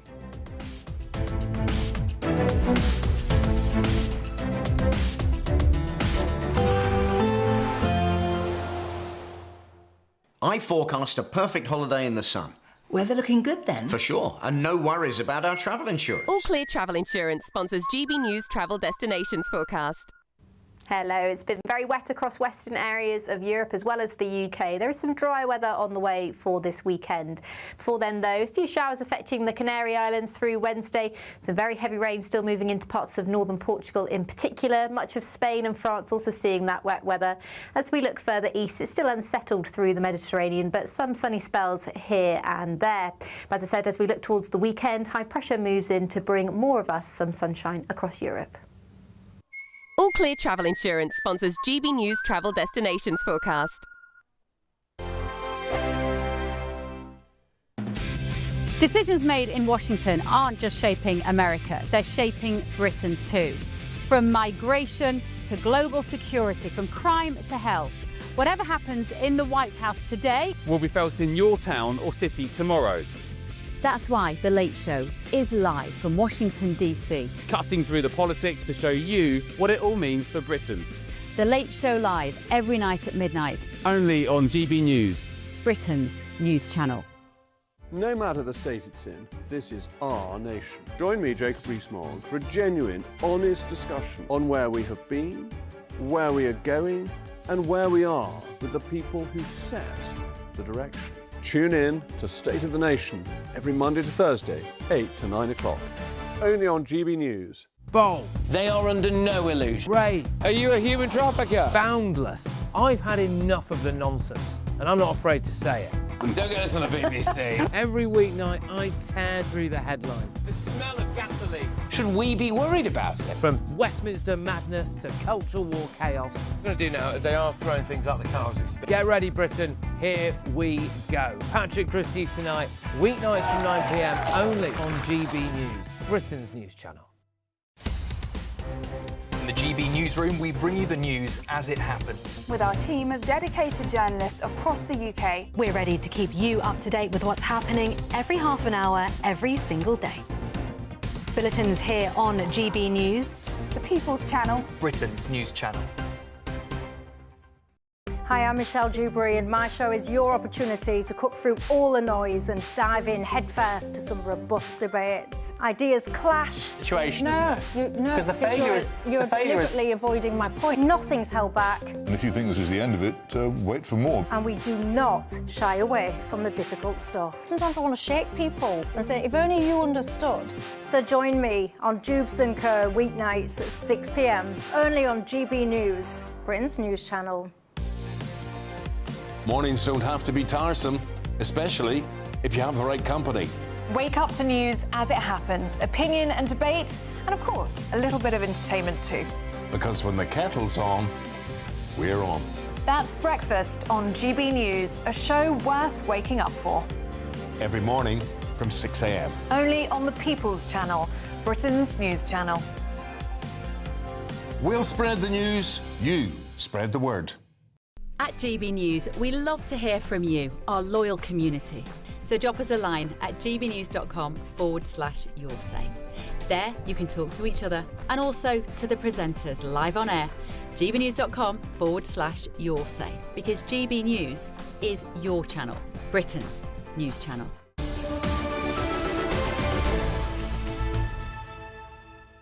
Welcome back. It's 8 minutes to 11. You're watching Britain's Newsroom on GB News. Government has announced 13,000 new apprenticeship placements to help young people train for jobs as plumbers, engineers and bricklayers rather than going to university. Well, joining us now from Warsash is GB News South of England reporter Isabel Fekulak. Isabel, have you been building some walls this morning? Not myself, no, but I am here at CTEC Civil Engineering Training Centre in Fareham. Behind me you can see a sort of mock site going on. There's apprentices working on the ground, and I'm joined by an apprentice here, Pete Wheeler. Pete, tell us a bit about this kind of facility. It looks amazing. What are people doing, what I'm working on right now? So currently the apprentices behind us are doing some street works, laying some curbs and getting some hands-on experience, actually getting the graft done.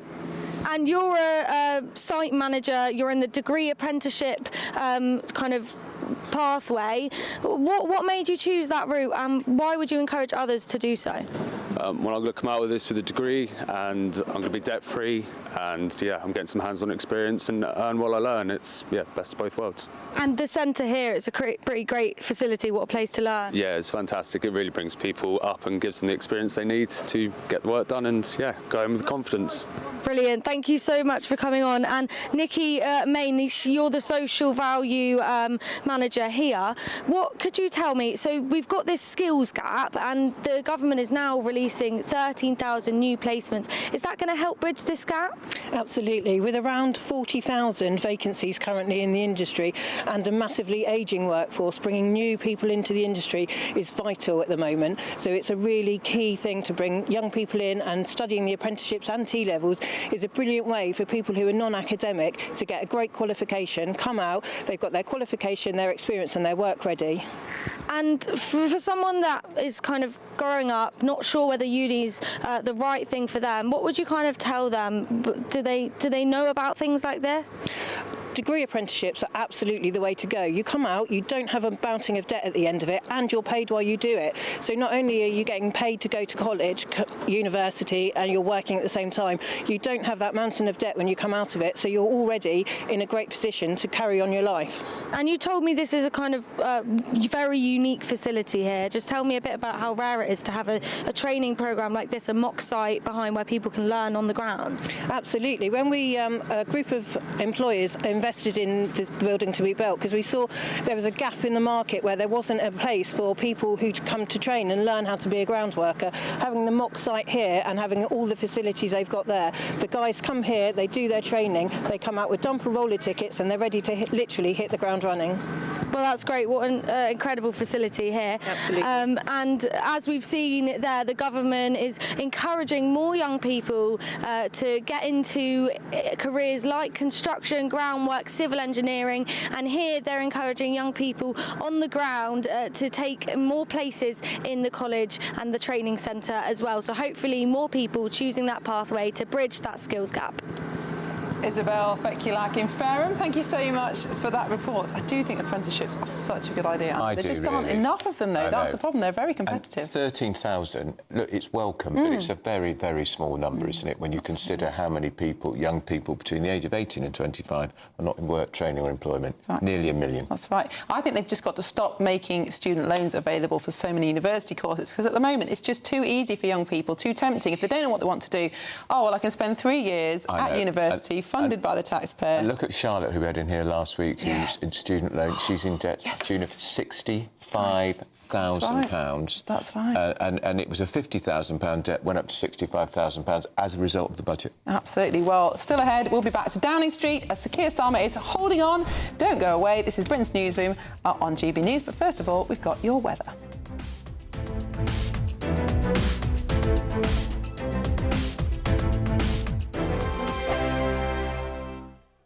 We want you to boost your bank account with an incredible £30,000 in tax-free cash to spend however you like. There's also a terrific £10,000 to spend on a Riviera travel holiday of a lifetime for two. So whether you fancy a cruise or an escorted tour, you'll have over 30 worldwide destinations to choose from. For another chance to win, text WIN to 63225. One entry costs £2.50 plus one standard network rate message. Or text BONUS to 63225. 5 entries cost £5 plus one standard network rate message. Go to gbnews.com/win. Entries start at £2.50. Call 0903 686 3232. Calls cost £2.50 plus your network access charge. Or post your name and number to GB19 PO Box 8690 Derby DE1 9TT. UK only. Entrance must be 18 or over. Lines close at 4 p.m. on the 27th of February. Please check the closing time if listening or watching on demand. Good luck. Exciting news. Every Friday, my Patrick Christie's Tonight Show is going to have a twist to it. We're welcoming some special guests. You. That's right, on Fridays I'm going to be doing my show in front of a live studio audience because this show is about you and what you have to say. It's going to be the same big debates, same big topics, same big opinions, but every Friday night at 9 p.m. you are invited to come on down to Patrick Christie's Tonight to be a part of the action. Only on GB News, the People's Channel, Britain's news channel. Hi, I'm Michelle Dewberry, and my show is your opportunity to cut through all the noise and dive in headfirst to some robust debates. Ideas clash. Situation, isn't it? No, because the failure is you're deliberately avoiding my point. Nothing's held back. And if you think this is the end of it, wait for more. And we do not shy away from the difficult stuff. Sometimes I want to shake people and say, if only you understood. So join me on Jubes & Co weeknights at 6 p.m. only on GB News, Britain's news channel. Join me, Nana Okoye, for an informative, interactive news programme with a difference. It's fun. No, he didn't say that, Dave. I'm so surprised. I think there's an element of truth to that. Join me from 3 p.m. every weekend, only on GB News, Britain's news channel. In the GB Newsroom, we bring you the news as it happens. With our team of dedicated journalists across the UK. We're ready to keep you up to date with what's happening every half an hour, every single day. Bulletins here on GB News. The People's Channel. Britain's news channel. No matter the state it's in, this is our nation. Join me, Jacob Rees-Mogg, for a genuine, honest discussion on where we have been, where we are going, and where we are with the people who set the direction. Tune in to State of the Nation every Monday to Thursday, 8 to 9 o'clock. Only on GB News.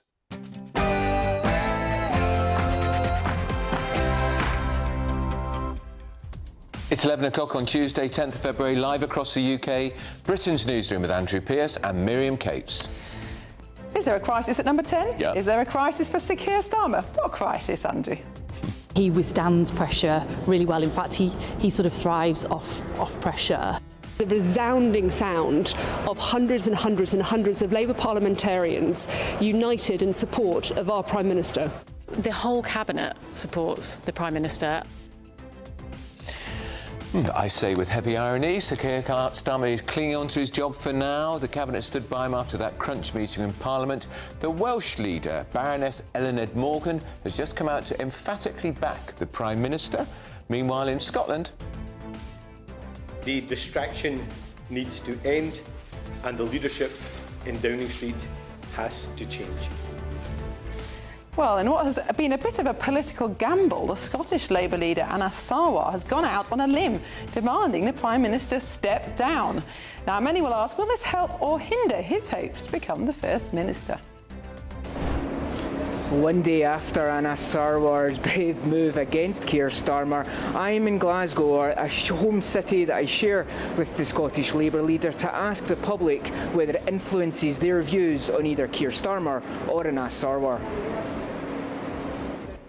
Sneaky streeting. The Health Secretary, Wes Streeting, accused of leading a coup against the Prime Minister by sharing his private messages with the disgraced Lord Mandelson, as this morning Sir Keir Starmer chaired a cabinet meeting with his apparently loyal and supportive team.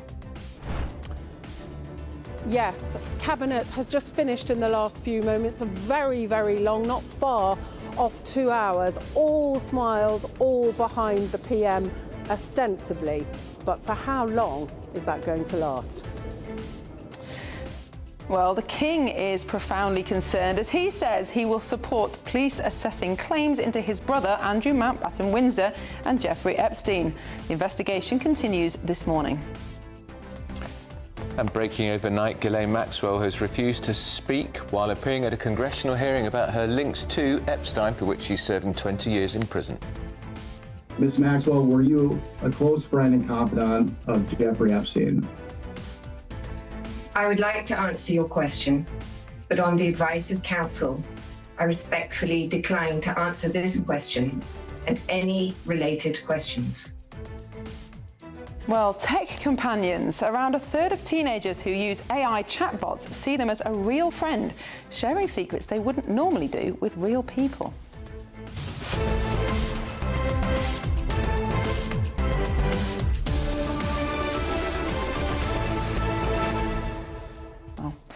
Andrew, before the break, we were talking to the charity CyberSmile, who are going to Downing Street to ask for them to force tech companies to put more controls over the algorithms that serve social media content to children. But I thought you made a very interesting point. A lot of charities like that are benefiting from money from these organisations like Meta and Instagram, and it suits that they don't want the government to go down the Australian route and ban under 16s from social media because they make too much damn money out of it. And if you look at all the parents groups, parents are desperate. They are. For social media to be banned for under 16s, it's like cigarettes and alcohol and drugs. You cannot expect parents to stand up to the might of these international giants. But the charities that have partnerships with X and Twitter and all the internet service providers, interestingly, how the charities are saying, oh, no, no, no, you don't need to do that. I wonder why they might be saying that. Funny that. Follow the money. Exactly. As ever, we want to know what you think. Send your views, post your comments by visiting gbnews.com/your say. But first, here's the news with Tatiana Sanchez.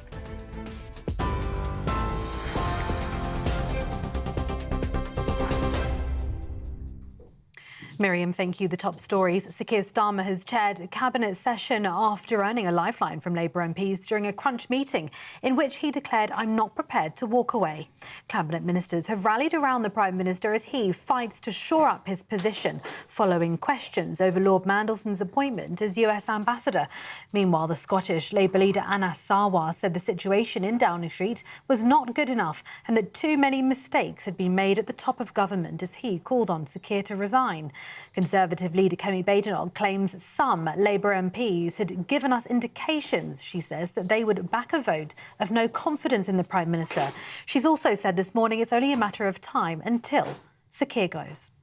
It is still a matter of when, not if, the Prime Minister goes, because we are still waiting for the release of those documents which he committed to releasing last week.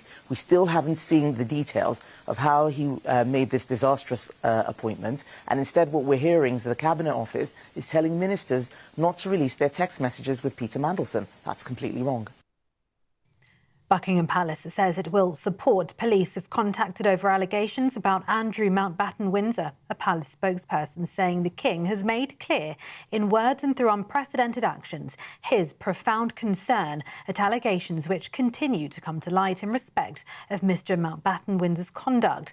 Thames Valley Police has said it's assessing claims that Andrew shared confidential documents with the late convicted sex offender Jeffrey Epstein while the former Duke served as UK trade envoy. Andrew denies any wrongdoing in relation to Epstein.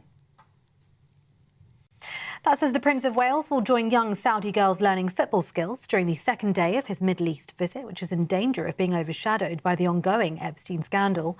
His three-day trip to strengthen the UK's ties with one of its key Middle East allies began yesterday.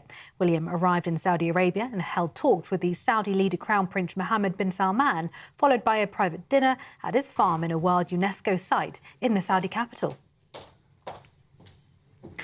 Now, French authorities have rescued 66 small boat migrants after their engine stopped working in the English Channel. The incident reportedly happened on Sunday night off the coast of Pas-de-Calais. It comes after an inquiry into the deadliest channel crossing on record said small boat crossings must end to prevent further deaths. The tragedy occurred when a crowded inflatable boat capsized overnight in November of 2021, leaving just 2 survivors who were discovered in French waters nearly 12 hours after the first calls for help. Home Office figures show 1,208 people have successfully crossed the Channel so far this year. Ghislaine Maxwell, the convicted former girlfriend of sex offender Jeffrey Epstein, has appeared in front of the US House Oversight Committee via video link. Maxwell refused to answer questions, but her lawyer did confirm she is prepared to speak fully and honestly if she's granted clemency. He went on to say that she's willing to explain that both President Trump and President Clinton are innocent of any wrongdoing. Ms. Maxwell, were you a close friend and confidant of Jeffrey Epstein? I would like to answer your question, but on the advice of counsel, I respectfully decline to answer this question and any related questions. Elsewhere in other news, 18-year-olds will soon be permitted to drive trains following concerns about the number of drivers approaching retirement. Legislation to lower the minimum age limit from 20 to 18 will be brought before Parliament this week. That's been announced by the Department for Transport, with the change due to come into effect from the 30th of June. The move comes amid fears over a potential upcoming driver shortfall, with a quarter of train drivers expected to reach retirement age by 2030.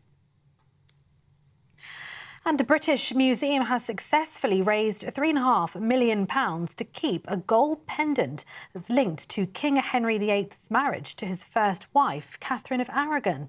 The Central London Museum launched a fundraising appeal in October so it could permanently acquire the Tudor heart found by a metal detectorist in a Warwickshire field in 2019. It has now announced that it reached its fundraising goal after receiving £360,000 in public donations and a string of donations from grants, trusts and arts organisations. Those are the latest GB News headlines. For now, more from me in half an hour. Cheers Britannia Wine Club proudly sponsors the GB News Financial Report.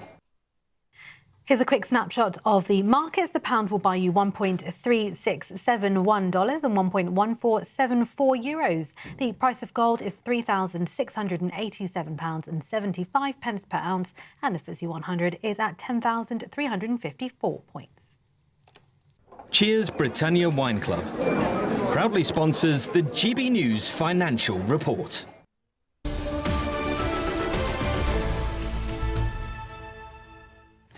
Hello, good morning and welcome. You're watching and listening to Britain's Newsroom. We're live across the United Kingdom on GB News with Andrew Pearce and Miriam Cates. Well, he's still Prime Minister. For how long? Who knows? We certainly don't know. We're not Mystic Meg here. But he got through the private meeting with the Parliamentary Labour Party last night. He took questions from 44 MPs. That's a long meeting. So it was a long meeting, and people say it was the best speech he's made since he's been Prime Minister. But as I've said before, not exactly a high bar because he's a useless public speaker. He is the nasal knight, isn't he? And he did say, ironically, he's won every fight he's been in, which frankly isn't true. And he should have been not challenged political on ones. that. Yeah. Certainly not political ones. He's lost most of them. He's been U-turn after U-turn. But maybe he's had some punch-ups that we don't know about. Yeah, maybe. Let us know if you know. Well, most of the Cabinet threw their support around Sir Keir Starmer, as did Labour's Welsh leader, Eluned Morgan. One person who didn't was the Scottish leader, Anna Sarwar. This is what he said. The situation in Downing Street is not good enough. There have been too many mistakes. They promised they were going to be different, but too much has happened. Have there been good things? Of course there have, many of them. But no one knows them and no one can hear them because they're being drowned out. That's why it cannot continue. Well, I gather the Scottish Labour Party executive is getting together later on today, because they're going to have to now talk about the fact, does that now make their leader a lame duck? How can he stand? Clarion call for Starmer to be ousted, and not a soul in the Labour hierarchy backs him. I wonder if he was thinking that other people would follow suit, but he's been left high and dry. And Wes Streeting has been accused of being in cahoots with him, because Wes Streeting, the Health Secretary, spoke to Sarwar on Saturday, so clearly would have known what was in his mind. Although Streeting denies. Of course he does. Putting the idea into his head. head. Of course, later today, Andy Burnham, the Mayor of Greater Manchester, who is probably the most popular Labour politician alive today, he's speaking at a separate event. He's bound to speak even cryptically about events of the last few days, surely. What will he say? Yeah, somebody you may know is our chief political correspondent, Catherine Forster, and our GBNews Scotland reporter, Tony Maguire. Tony, we're going to talk to you first. Is Mr Sarwar now in big trouble with his own Labour Party? Yeah, good morning. Well, it's a bit of a logistical question, isn't it? Because, frankly, we're only 6 weeks away from the calling of the Scottish election in May. That then puts a real tight clock on choosing a new leader if Mr Sarwar is to lose his job. Of course, we saw that done a couple of years ago when John Swinney stepped in quite briefly. That was a coronation, not a campaign. But ultimately, a lot of people seem to think that Mr Sarwar will scrape through.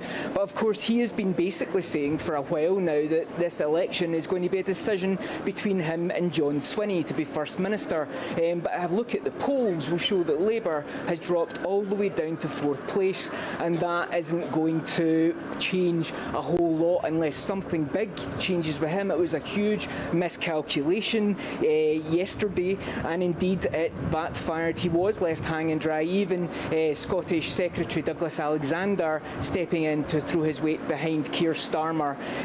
Now, I've been here in Glasgow because, of course, the opinions that we think matters here in GB News is that of the public, and I will tell you it's a real variety of opinions. I've always voted Labour. I voted for Starmer, and of course he's made mistakes. I don't think he's a dishonest man. Sarwar didn't time his kind of lack of support for Starmer very well, and I think that he's put himself in a very compromising situation because Starmer looks like he's got the backing of the cabinet. I think he needs to stay in. I don't think we can afford to have another mess. I think he needs to stay in. Now, if I could just go back briefly to Douglas Alexander, the Scottish Secretary, he is actually co-chair of Scottish Labour's election campaign, along with Deputy Leader Jackie Baillie. Now, this obviously presents a problem because they don't see eye to eye on the UK Parliament leader, but this has been obviously some saga that Scottish Labour will need to get themselves out of in time to fight a worthwhile election campaign. To see how Anna Sarwar's position is tenable now. How can he go into the Hollywood election standing to be First Minister with a Labour rosette when he has vocally said that the overall leader of UK Labour, Keir Starmer, should step down? Well, it's even been asked just to take that even one step further. Let's say Anas Sarwar realises his dream of becoming First Minister. You're then going to have a Labour UK Prime Minister and a Labour Scottish First Minister who, obviously now don't agree, and they have that void breaking open between them. How are they possibly supposed to work together for the good of the union? So I think it'll be really interesting to see what comes of this meeting later on today. We know that Keir Starmer left his smelling of roses last night, but let's see whether Anas Sarwar can scrape by for another 24 hours now. All right, Tony, thank you for that. That's Tony Maguire. Well, let's go to Catherine Forster, who's in Downing Street. I imagine, Catherine, that the Prime Minister will be having some quiet satisfaction over the problems for Anas Sarwar, as he did go out on a limb, was hoping others would follow him, and it didn't happen.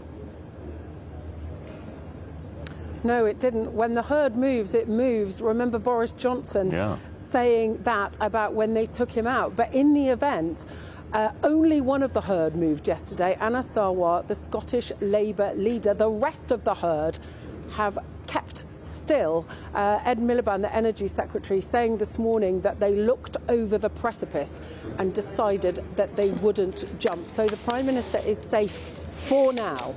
But for how long? Because, of course, this crisis over his appointing of Peter Mandelson to US Ambassador, that plum role when those links to Jeffrey Epstein, the convicted paedophile, were known, is the latest and biggest crisis. But this is a Prime Minister who has plunged in the polls a long time ago, who cannot get his Labour MPs to do what he wants them to do. Now, he's come out fighting. He said that he's won every fight that he's ever had, and that while there is breath in his body, he will continue to fight. He especially was taking a pop at reform there. But look, he has lost battles. He lost battles over welfare, inheritance tax, and so on and so forth. So there's been a very, very long cabinet meeting going on inside Downing Street. I think it went on for not just shy of 2 hours. Quite often, they're in and out in about 40 minutes. You think it must just have been a rubber stamping exercise, but a show of support, everybody smiling as they come in and out. The one person we have not seen come out yet, the man of the moment, Wes Streeting, the Health Secretary. He last night decided to publish all his messages with Peter Mandelson in the hope of getting all that dirty laundry washed right now, ahead of perhaps May, where somebody might make a challenge. Let's see. Now, since that's happened, there's now been a ban put on ministers releasing any further messages. They have been told not to do that. It is a matter for the Intelligence and Security Committee. Also, of course, there is a Met Police investigation going on. But at the moment, I think the Prime Minister is safe really simply because it is not the right time. Who wants to move against him when there is not an obvious successor, when there's that by-election coming up in just a couple of weeks, when there are the local elections and the Scottish and Welsh elections likely to be a bloodbath for the Labour Party. Just one final thing. Yesterday, when Anna Sarwar moved against the Prime Minister, there were rumours swirling that perhaps Eleanor Morgan, the Welsh First Minister, was going to do the same. She didn't, and she has in the last few minutes put out a statement, and she says, "I support the Prime Minister in the job he was elected to do." She goes on to say the country needs stability in an age of instability, but she talks about how disappointed she'd been that Mandelson had been appointed in the first place, how she felt that the victims had not been sufficiently thought about, and she said failure must be acknowledged and confronted. Honesty.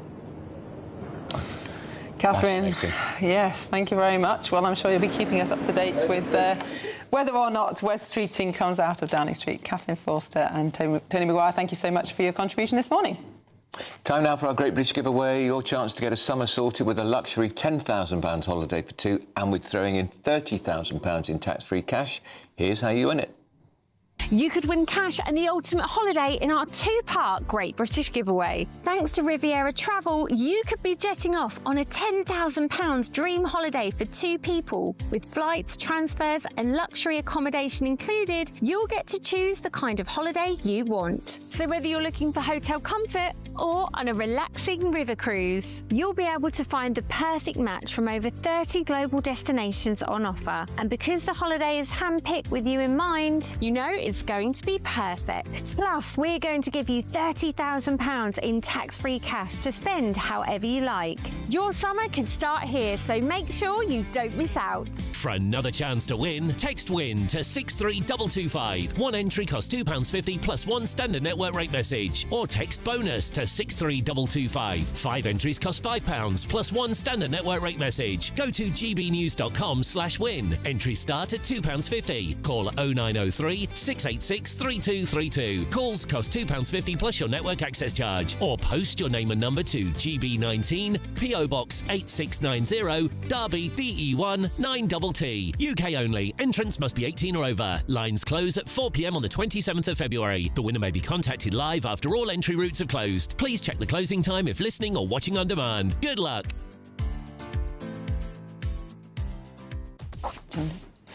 Coming up next, find out why Bangor University Debating Society banned Reform UK from speaking to its students. We'll be going through all that and more with Kevin Maguire from the Daily Mirror and Dr. Rennie Hunterkamp. This is Britain's Newsroom on GB News.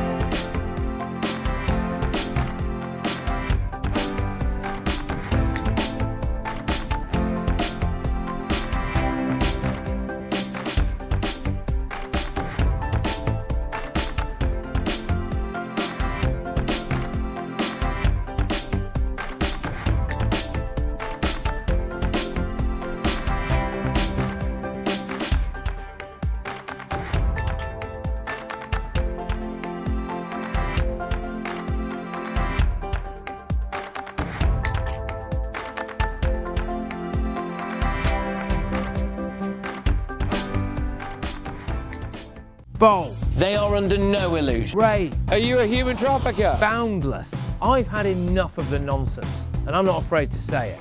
Don't get us on the BBC. Every weeknight, I tear through the headlines. The smell of gasoline. Should we be worried about it? From Westminster madness to cultural war chaos. What I'm going to do now, they are throwing things out the car as we speak. Get ready, Britain. Here we go. Patrick Christie's tonight, weeknights from 9 p.m, only on GB News, Britain's news channel.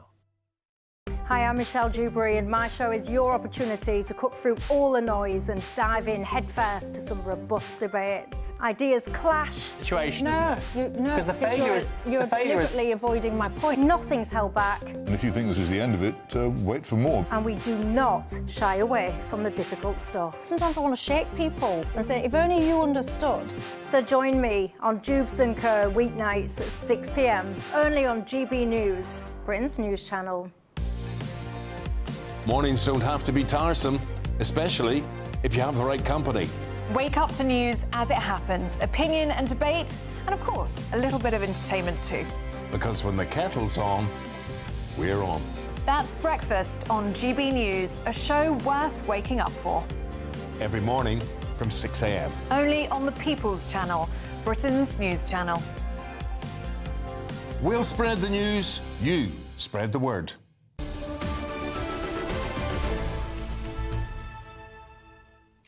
(11:23). This is Britain's Newsroom, live across the UK. Andrew and Miriam.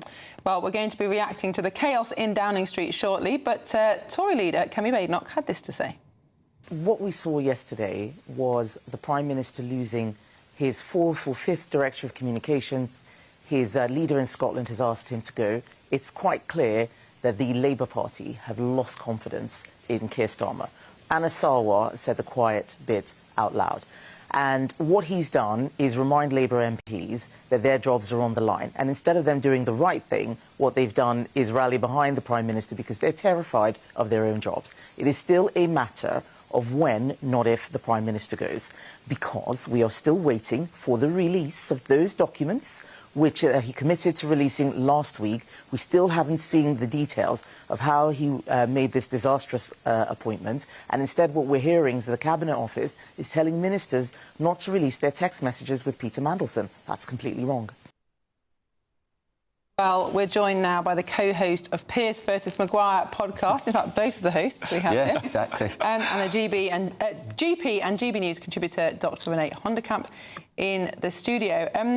Renee, great week for Kemi Badenoch. Yeah, I mean, it is. Although I also have this feeling that be careful what we wish for, because I think what we wish for could be really, really bad, and it could be worse than we've got, and it might make enough of the backbenchers happy that they can start to get through legislation that is going to bankrupt the country. Well, I tweeted today, be careful what you wish for. You might want to get rid of the useless Keir Starmer, and let's be honest, I think Kevin Maguire would struggle to say he's a competent Prime Minister, but you could get Angela Rayner, who'll be totally enthralled to the trade unions. Totally.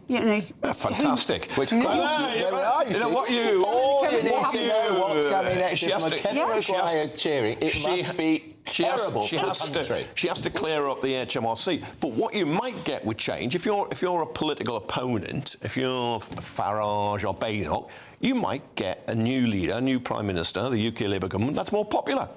So the truth is, you always want to keep in place somebody who isn't doing very well. You pretend otherwise and you want a scalp. But more popular with who, Kevin? More popular with who? The people that actually pay all the bills. Because I spoke to another person this morning who has left the UK, someone with substantial money. Oh, very patriotic of them. Wow. Yeah, what a great plastic patriot. But how does it matter? Oh, if God. they're going, their tax is going. So they're going to dodge tax. They're going to build their whole life around their money instead of their money around their life. I don't think the country's heading in a good direction, and you don't feel a sense of pride in the country anymore. Yeah, I'm sorry, you're not going to get me to shake a charity tin for somebody who's got so much money they've relocated. They're relocated somewhere else. But look, at the moment, there is no party dominating. No. Right, Reform is the biggest party, but it's got about 30%, so 70% of people aren't backing Reform. The electoral system we have... They could win on that quite easily. You can. Well, Labour won on 34 or 33 points. On a very low turnout. Rounded up, and you might get another low turnout. It could even be a lower turnout.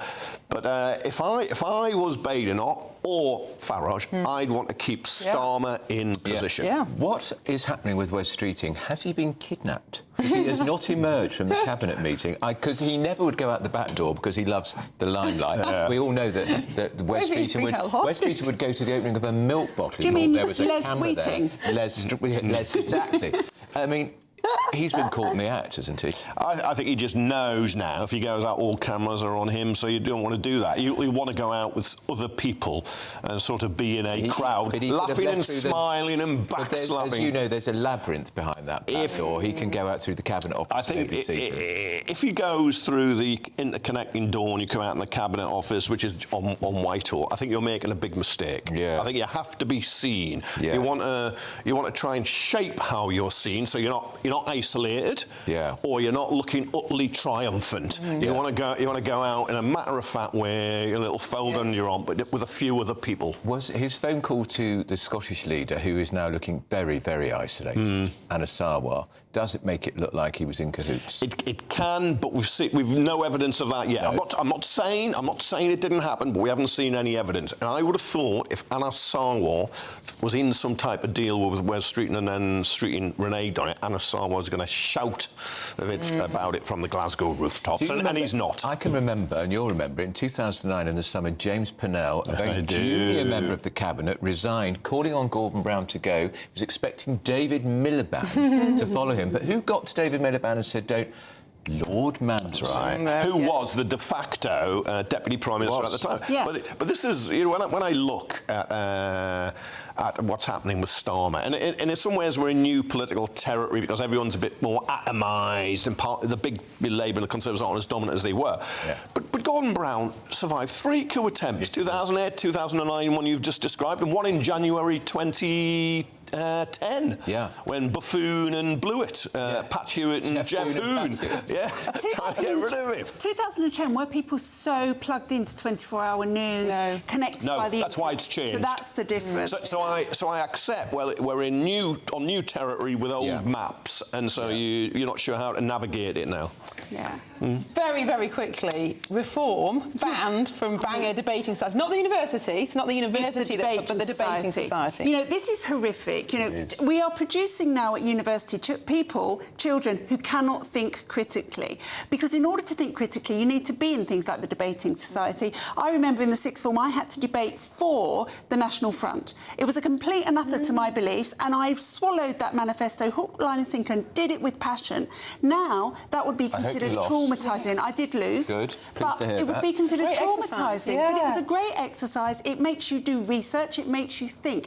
Bangor University Debating Society should be ashamed of themselves. Hang on. But I don't think this is unusual. I don't think across the country... It's happened. I remember when I was a student in York, used to always be banning or heckling people. I tell you what's the big scandal here is Zia Youssef, the Reform policy head, threatening to cut £30 million of funding to Bangor University. That is bullying. This debating society shouldn't be afraid. You punish a whole university for the actions of a debating society. This debating society is entitled to have who it wants, who it doesn't want. I'd have had them. I'd have had the debate, like you say, but they don't. And they've asked to go. They've been declined. I'm sure other people have declined. They can get a reform group on the university to invite them and they can go and debate there.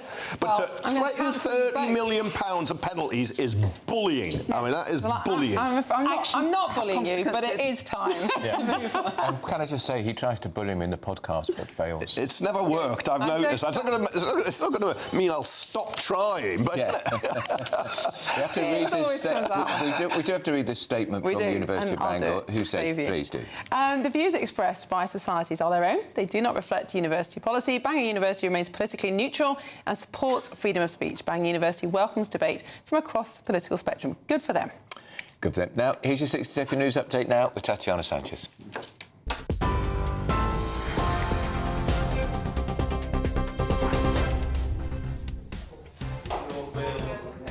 Thank you very much and good morning. The top stories this hour. The Labour First Minister of Wales, Eluned Morgan, has publicly backed Prime Minister Sir Keir Starmer, saying, "I support the Prime Minister and the job he was elected to do." The Prime Minister has today chaired a cabinet meeting after earning a lifeline from Labour MPs during a crunch meeting in which he declared, "I'm not prepared to walk away." Cabinet ministers have rallied around the Prime Minister as he fights to shore up his position following questions over Lord Mandelson's appointment as US Ambassador. Buckingham Palace says it will support police if contacted over allegations about Andrew Mountbatten Windsor. A palace spokesman said the King has made clear in words and through unprecedented actions his profound concern at allegations which continue to come to light in respect of Mr Mountbatten Windsor's conduct. Breaking this hour, French authorities have rescued 66 small boat migrants after their engines stopped working in the English Channel. The incident reportedly happened on Sunday night off the coast of Pas-de-Calais. It comes after an inquiry into the deadliest channel crossing on record said small boat crossings must end to prevent further deaths. Those are the latest GB News headlines. For now, more from me at midday. Tune into GB News Radio wherever you are. Online, on DAB digital radio, on TuneIn, on Radio Player, on Nation Player and on your smart speaker. Just say, play GB News.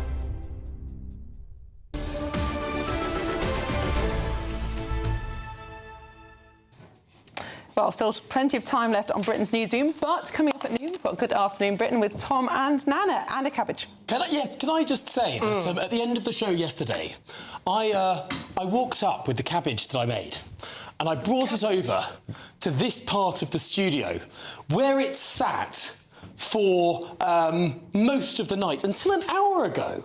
And I've got a bit of a bone to pick with you. No, it's not us. No, it was, because this cabbage, it sat through Michelle Dewberry's programme. It was here for Patrick Christie's programme. And the Late Show Live. It was through there for the Late Show Live. Yeah, I did the Late Show Live. And it was here for breakfast this morning. It was still sitting there.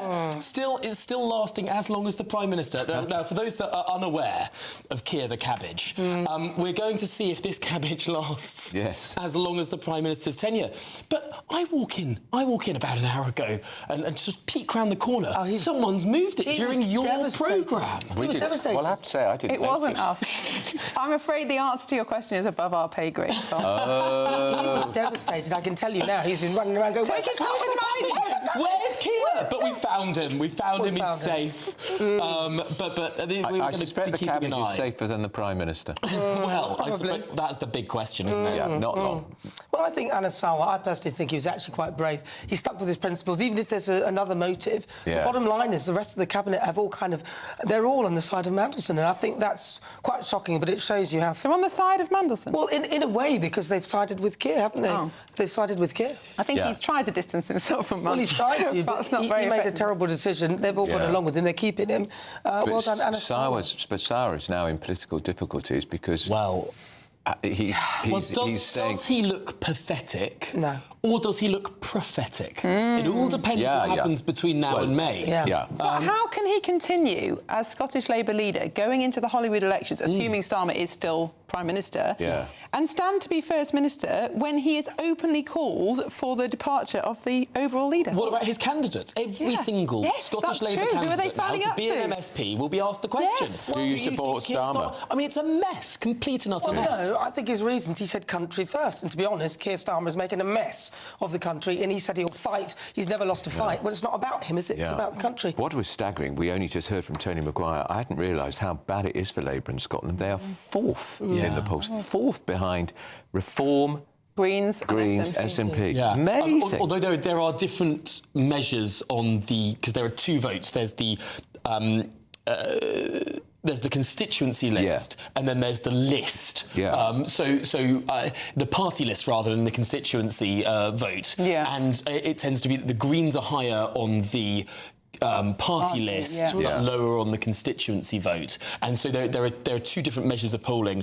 Both measures, the Labour Party is at least in third. Well, he's got nothing to lose, I think, really, at the end of the day, because he is saying that the behaviour of Westminster has put the Scottish people off, and I'm inclined to agree with him. Well, we shall see. You'll have a great programme, as always, the Dream Team. All three of us. No. Coming up next, the King says he'll help the police if needed as they investigate his brother Andrew. Can things get any worse for Andrew Mountbatten? Oh, yes, I think a lot more. This is Britain's Newsroom on GB News.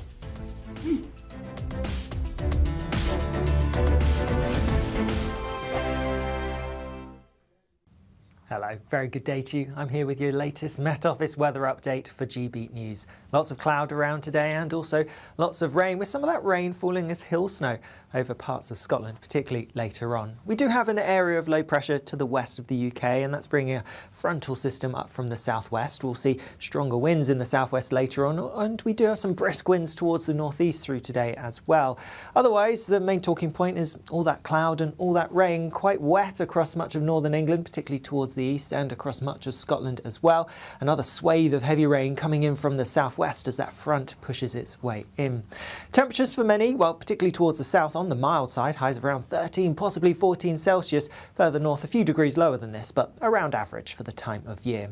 As we go into this evening, we continue with quite a wet picture across particularly eastern parts of Scotland. That rain continuing to build up, so we could see some issues, some flooding, some travel disruption, and also readily seeing that rain falling as snow over the higher ground of parts of Scotland as well. Also quite a wet end to the day across much of northern England, Northern Ireland, and really, well, much of the rest of England and Wales. There are just a few places, perhaps towards some parts of eastern England, East Anglia, where there could be some drier, clearer weather, and a drier slot for a time further west as well, but for many, it is just going to stay often cloudy and often quite wet. And that's the theme that we take through the night as well. Through the early hours of tomorrow morning, more rain to come, more hill snow over parts of Scotland. Because of the cloud and the rain, well, temperatures aren't going to drop a huge amount. Mid-single figures for many in the north. Some places towards the south could stay in double digits. So we get off to a mild start tomorrow, but also a cloudy and wet one. Further rain, some murkiness as well in places. Could be some fog, particularly towards the east. The rain over eastern Scotland, that continues, so could cause some further issues. Elsewhere, it's looking damp for many, but something a bit brighter, but also a bit showery developing in the south as we go through the afternoon. Temperatures similar to today. Bye-bye.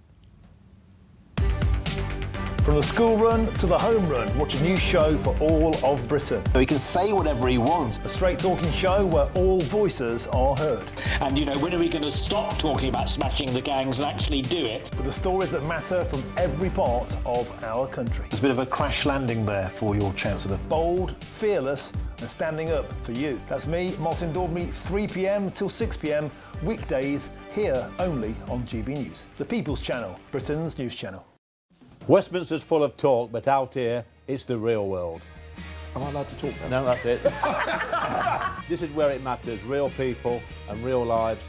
That's what politics is all about. The fact is Trump made a good start, no. Straight answers, no spin, and just a couple of pints. How many fingers have I got up? About 10. So join me for Lee Anderson's Real World every Friday at 7 p.m, only on GB News. The People's Channel, Britain's news channel.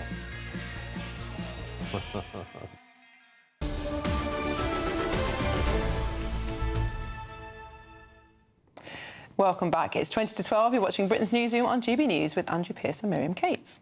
Well, let's talk to the royal commentator, Robert Hardman, who is pretty well plugged into all matters royal after that extraordinary statement from the King concerning Andrew Mountbatten Windsor. The Daily Mail's Robert Hardman, author of Charles III. Robert, morning to you. Pretty extraordinary stuff, much tougher and more specific than what we heard from the Prince and Princess of Wales yesterday. Yeah, good morning, Andrew, Miriam. It was a pretty robust statement, I think, from the King. Over the last few weeks, there's been a sort of narrative of, well, you know, why haven't the palace done this or that? But we have to think back to really just a couple of months ago when the King took that extraordinary move of not just stripping Andrew of his titles, but his honours, kicking him out of the house, treating him as no royal had been treated since a cousin of Queen Victoria, the Duke of Cumberland, in the middle of the First World War, who was booted out, was stopped from being a prince for being a traitor, for fighting on the wrong side in the war. So, Andrew has basically been given the traitor treatment already, and is as far out in the cold statement yesterday, I think it's a sort of reaffirms that the family have lost all patience with him. I mean, they can't get away from the fact that they are genetically linked to this person. Yes, he's in a house on the Sandringham estate, because if he went anywhere else, he'd either be a burden on the state or he'd fall in with bad company. But he's pretty much in sort of the nearest thing to Siberia that Britain has to offer. It's a sign, isn't it, as well, Robert, that the palace, the king, Queen Camilla, they just don't believe him. They don't believe the stuff he's been saying about his links to Epstein, which has been thoroughly disproved by the release of the Epstein files. Yeah, I mean, it's really sort of gone in three stages. I mean, everyone was appalled when the pictures came out. Can you believe it? 15 years ago, when he was photographed by the Mail on Sunday, consorting with Jeffrey Epstein after he'd been released from prison for child sex offences. And then that rumbled on and on and on. Then we got to the Newsnight interview, the famous Newsnight interview in 2019, where he said on camera before the world, as soon as he came out of prison, I went over there to say that's it and sever all contact, no more contact.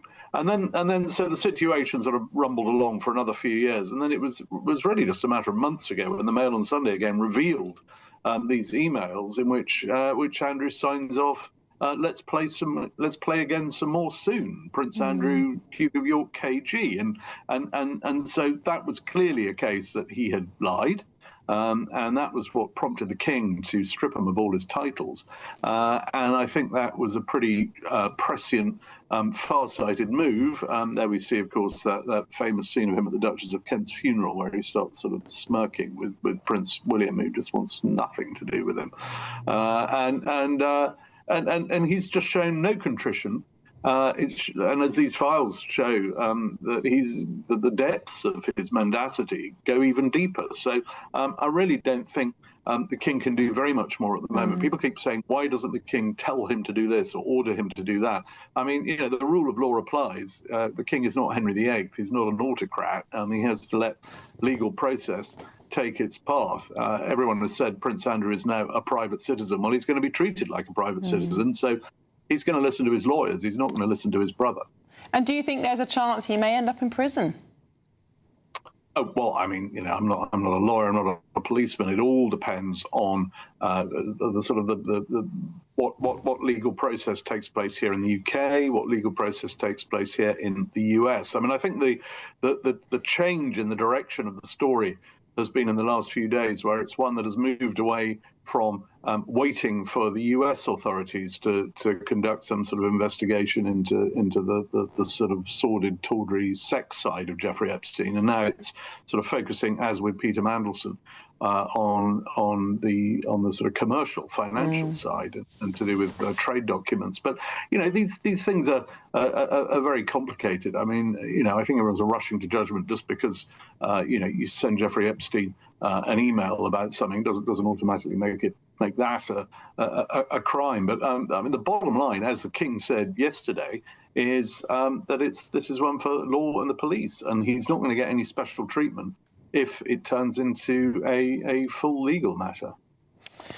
Interesting. Robert Harbin, always good to talk to you, author of the bestseller Charles III. Now up next.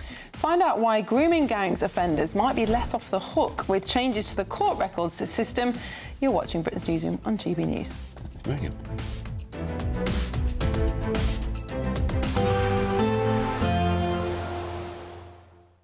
You're looking happy. Well, the forecast looks good. So you've sorted the travel insurance then? All Clear Travel Insurance sponsors GB News Travel Destinations Forecast. Hello, it's been very wet across western areas of Europe as well as the UK. There is some dry weather on the way for this weekend. Before then, though, a few showers affecting the Canary Islands through Wednesday. Some very heavy rain still moving into parts of northern Portugal in particular. Much of Spain and France also seeing that wet weather.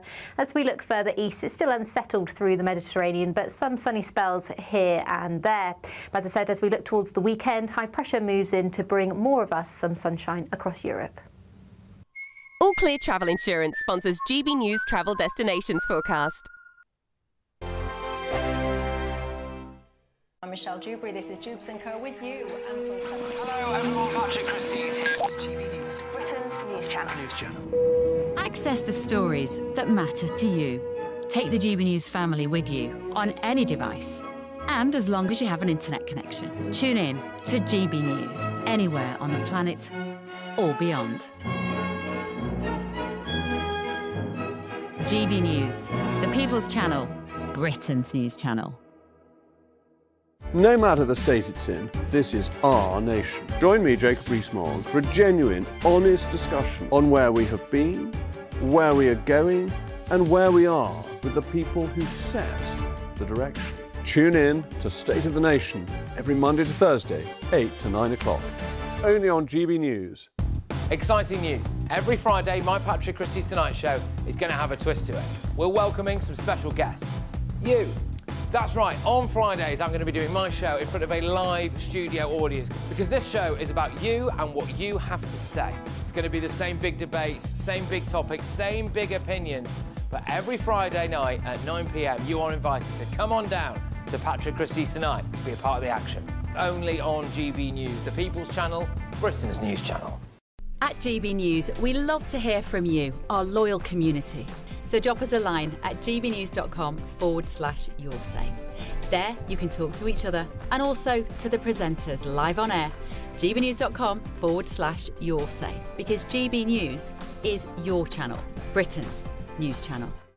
Hi, I'm Michelle Dewberry, and my show is your opportunity to cut through all the noise and dive in headfirst to some robust debates. Ideas clash. Situation, No, isn't it? no, Because the failure is you're deliberately avoiding my point. Nothing's held back, And if you think this is the end of it, wait for more. and we do not shy away from the difficult stuff. Sometimes I want to shake people and say, if only you understood. So join me on Jubes & Co weeknights at 6 p.m, only on GB News, Britain's news channel.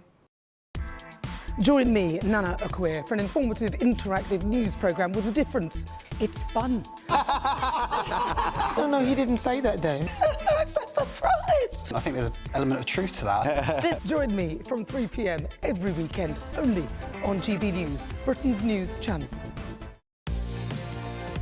Mornings don't have to be tiresome, especially if you have the right company. Wake up to news as it happens, opinion and debate, and of course, a little bit of entertainment too. Because when the kettle's on, we're on. That's Breakfast on GB News, a show worth waking up for. Every morning from 6 a.m. Only on the People's Channel, Britain's news channel. We'll spread the news, you spread the word.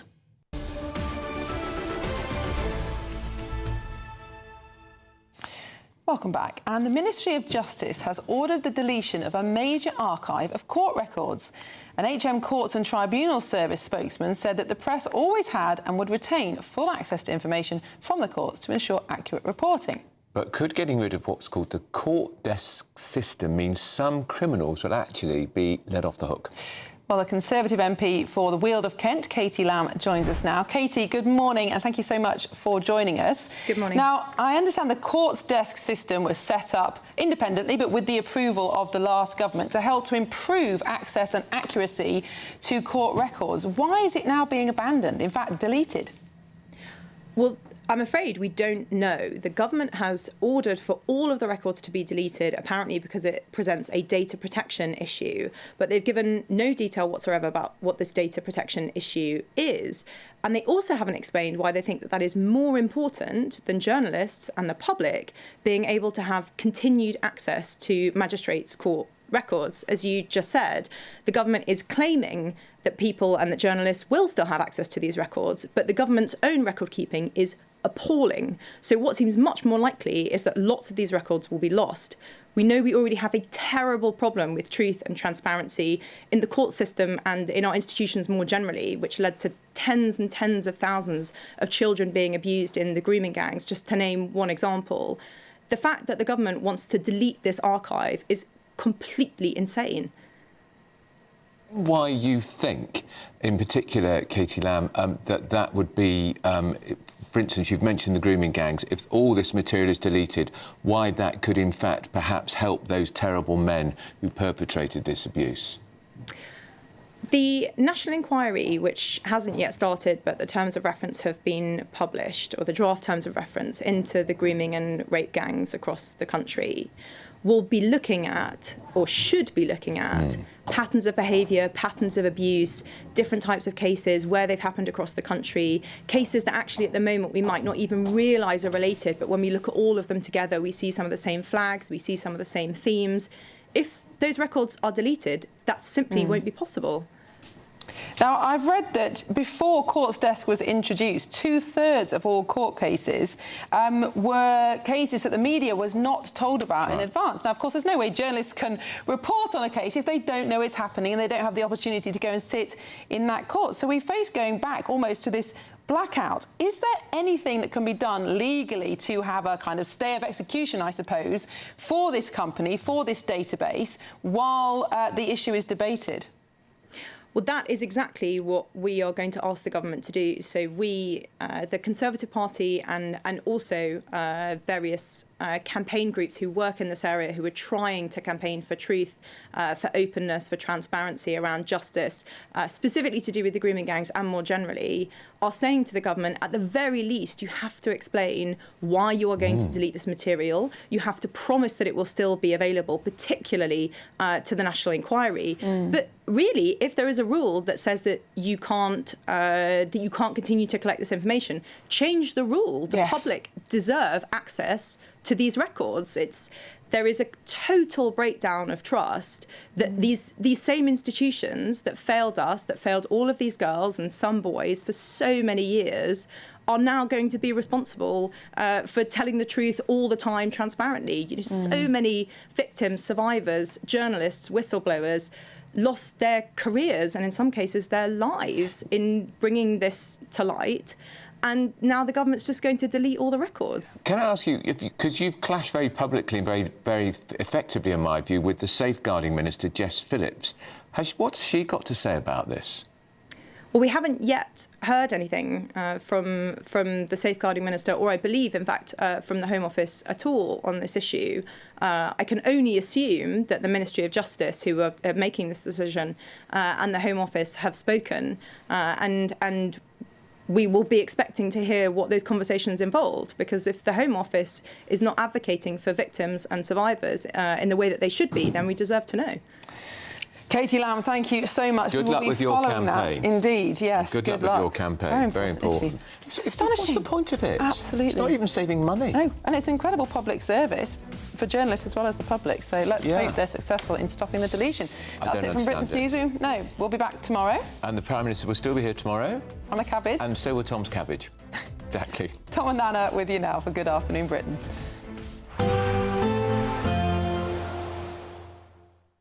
Expect warm spells with the odd rude interruption. Boxed Boilers sponsors the weather on GB News. Hello, very good day to you. I'm here with your latest Met Office weather update for GB News. Lots of cloud around today and also lots of rain, with some of that rain falling as hill snow over parts of Scotland, particularly later on. We do have an area of low pressure to the west of the UK, and that's bringing a frontal system up from the southwest. We'll see stronger winds in the southwest later on, and we do have some brisk winds towards the northeast through today as well. Otherwise, the main talking point is all that cloud and all that rain, quite wet across much of northern England, particularly towards the east and across much of Scotland as well. Another swathe of heavy rain coming in from the southwest as that front pushes its way in. Temperatures for many, well, particularly towards the south on the mild side, highs of around 13, possibly 14 Celsius. Further north, a few degrees lower than this, but around average for the time of year. As we go into this evening, we continue with quite a wet picture across particularly eastern parts of Scotland. That rain continuing to build up, so we could see some issues, some flooding, some travel disruption, and also readily seeing that rain falling as snow over the higher ground of parts of Scotland as well. Also quite a wet end to the day across much of northern England, Northern Ireland, and really, well, much of the rest of England and Wales. There are just a few places, perhaps towards some parts of eastern England, East Anglia, where there could be some drier, clearer weather, and a drier slot for a time further west as well, but for many, it is just going to stay often cloudy and often quite wet. And that's the theme that we take through the night as well. Through the early hours of tomorrow morning, more rain to come, more hill snow over parts of Scotland. Because of the cloud and the rain, well, temperatures aren't going to drop a huge amount. Mid-single figures for many in the north. Some places towards the south could stay in double digits. So we get off to a mild start tomorrow, but also a cloudy and wet one. Further rain, some murkiness as well in places. Could be some fog, particularly towards the east. The rain over eastern in Scotland, that continues, so could cause some further issues. Elsewhere, it's looking damp for many, but something a bit brighter, but also a bit showery developing in the south as we go through the afternoon. Temperatures similar to today. Bye-bye. Expect warm spells with the odd rude interruption. Boxed Boiler sponsors the weather on GB News.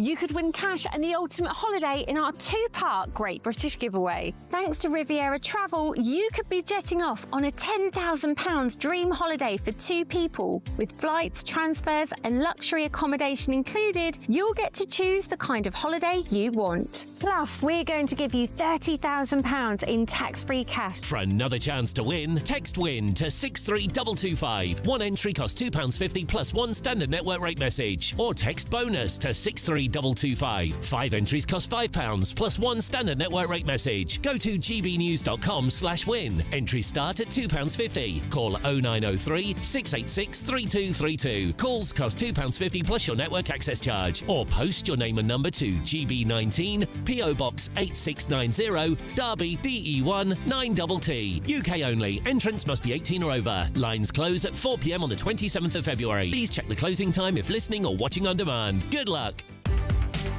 From the school run to the home run, watch a new show for all of Britain. He can say whatever he wants. A straight talking show where all voices are heard. And, you know, when are we going to stop talking about smashing the gangs and actually do it? With the stories that matter from every part of our country. There's a bit of a crash landing there for your Chancellor. Bold, fearless and standing up for you. That's me, Martin Daubney, 3 p.m. till 6 p.m, weekdays, here only on GB News. The People's Channel, Britain's news channel. Westminster's full of talk, but out here, it's the real world. Am I allowed to talk No, now? that's it. This is where it matters, real people and real lives.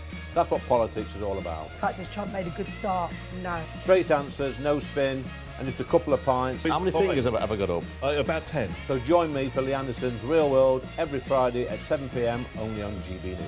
The People's Channel, Britain's news channel. No matter the state it's in, this is our nation. Join me, Jacob Rees-Mogg, for a genuine, honest discussion on where we have been, where we are going, and where we are with the people who set the direction. Tune in to State of the Nation every Monday to Thursday, 8 to 9 o'clock. Only on GB News. In the GB Newsroom, we bring you the news as it happens. With our team of dedicated journalists across the UK, we're ready to keep you up to date with what's happening every half an hour, every single day. Bulletins here on GB News. The People's Channel, Britain's news channel. At GB News, we love to hear from you, our loyal community. So drop us a line at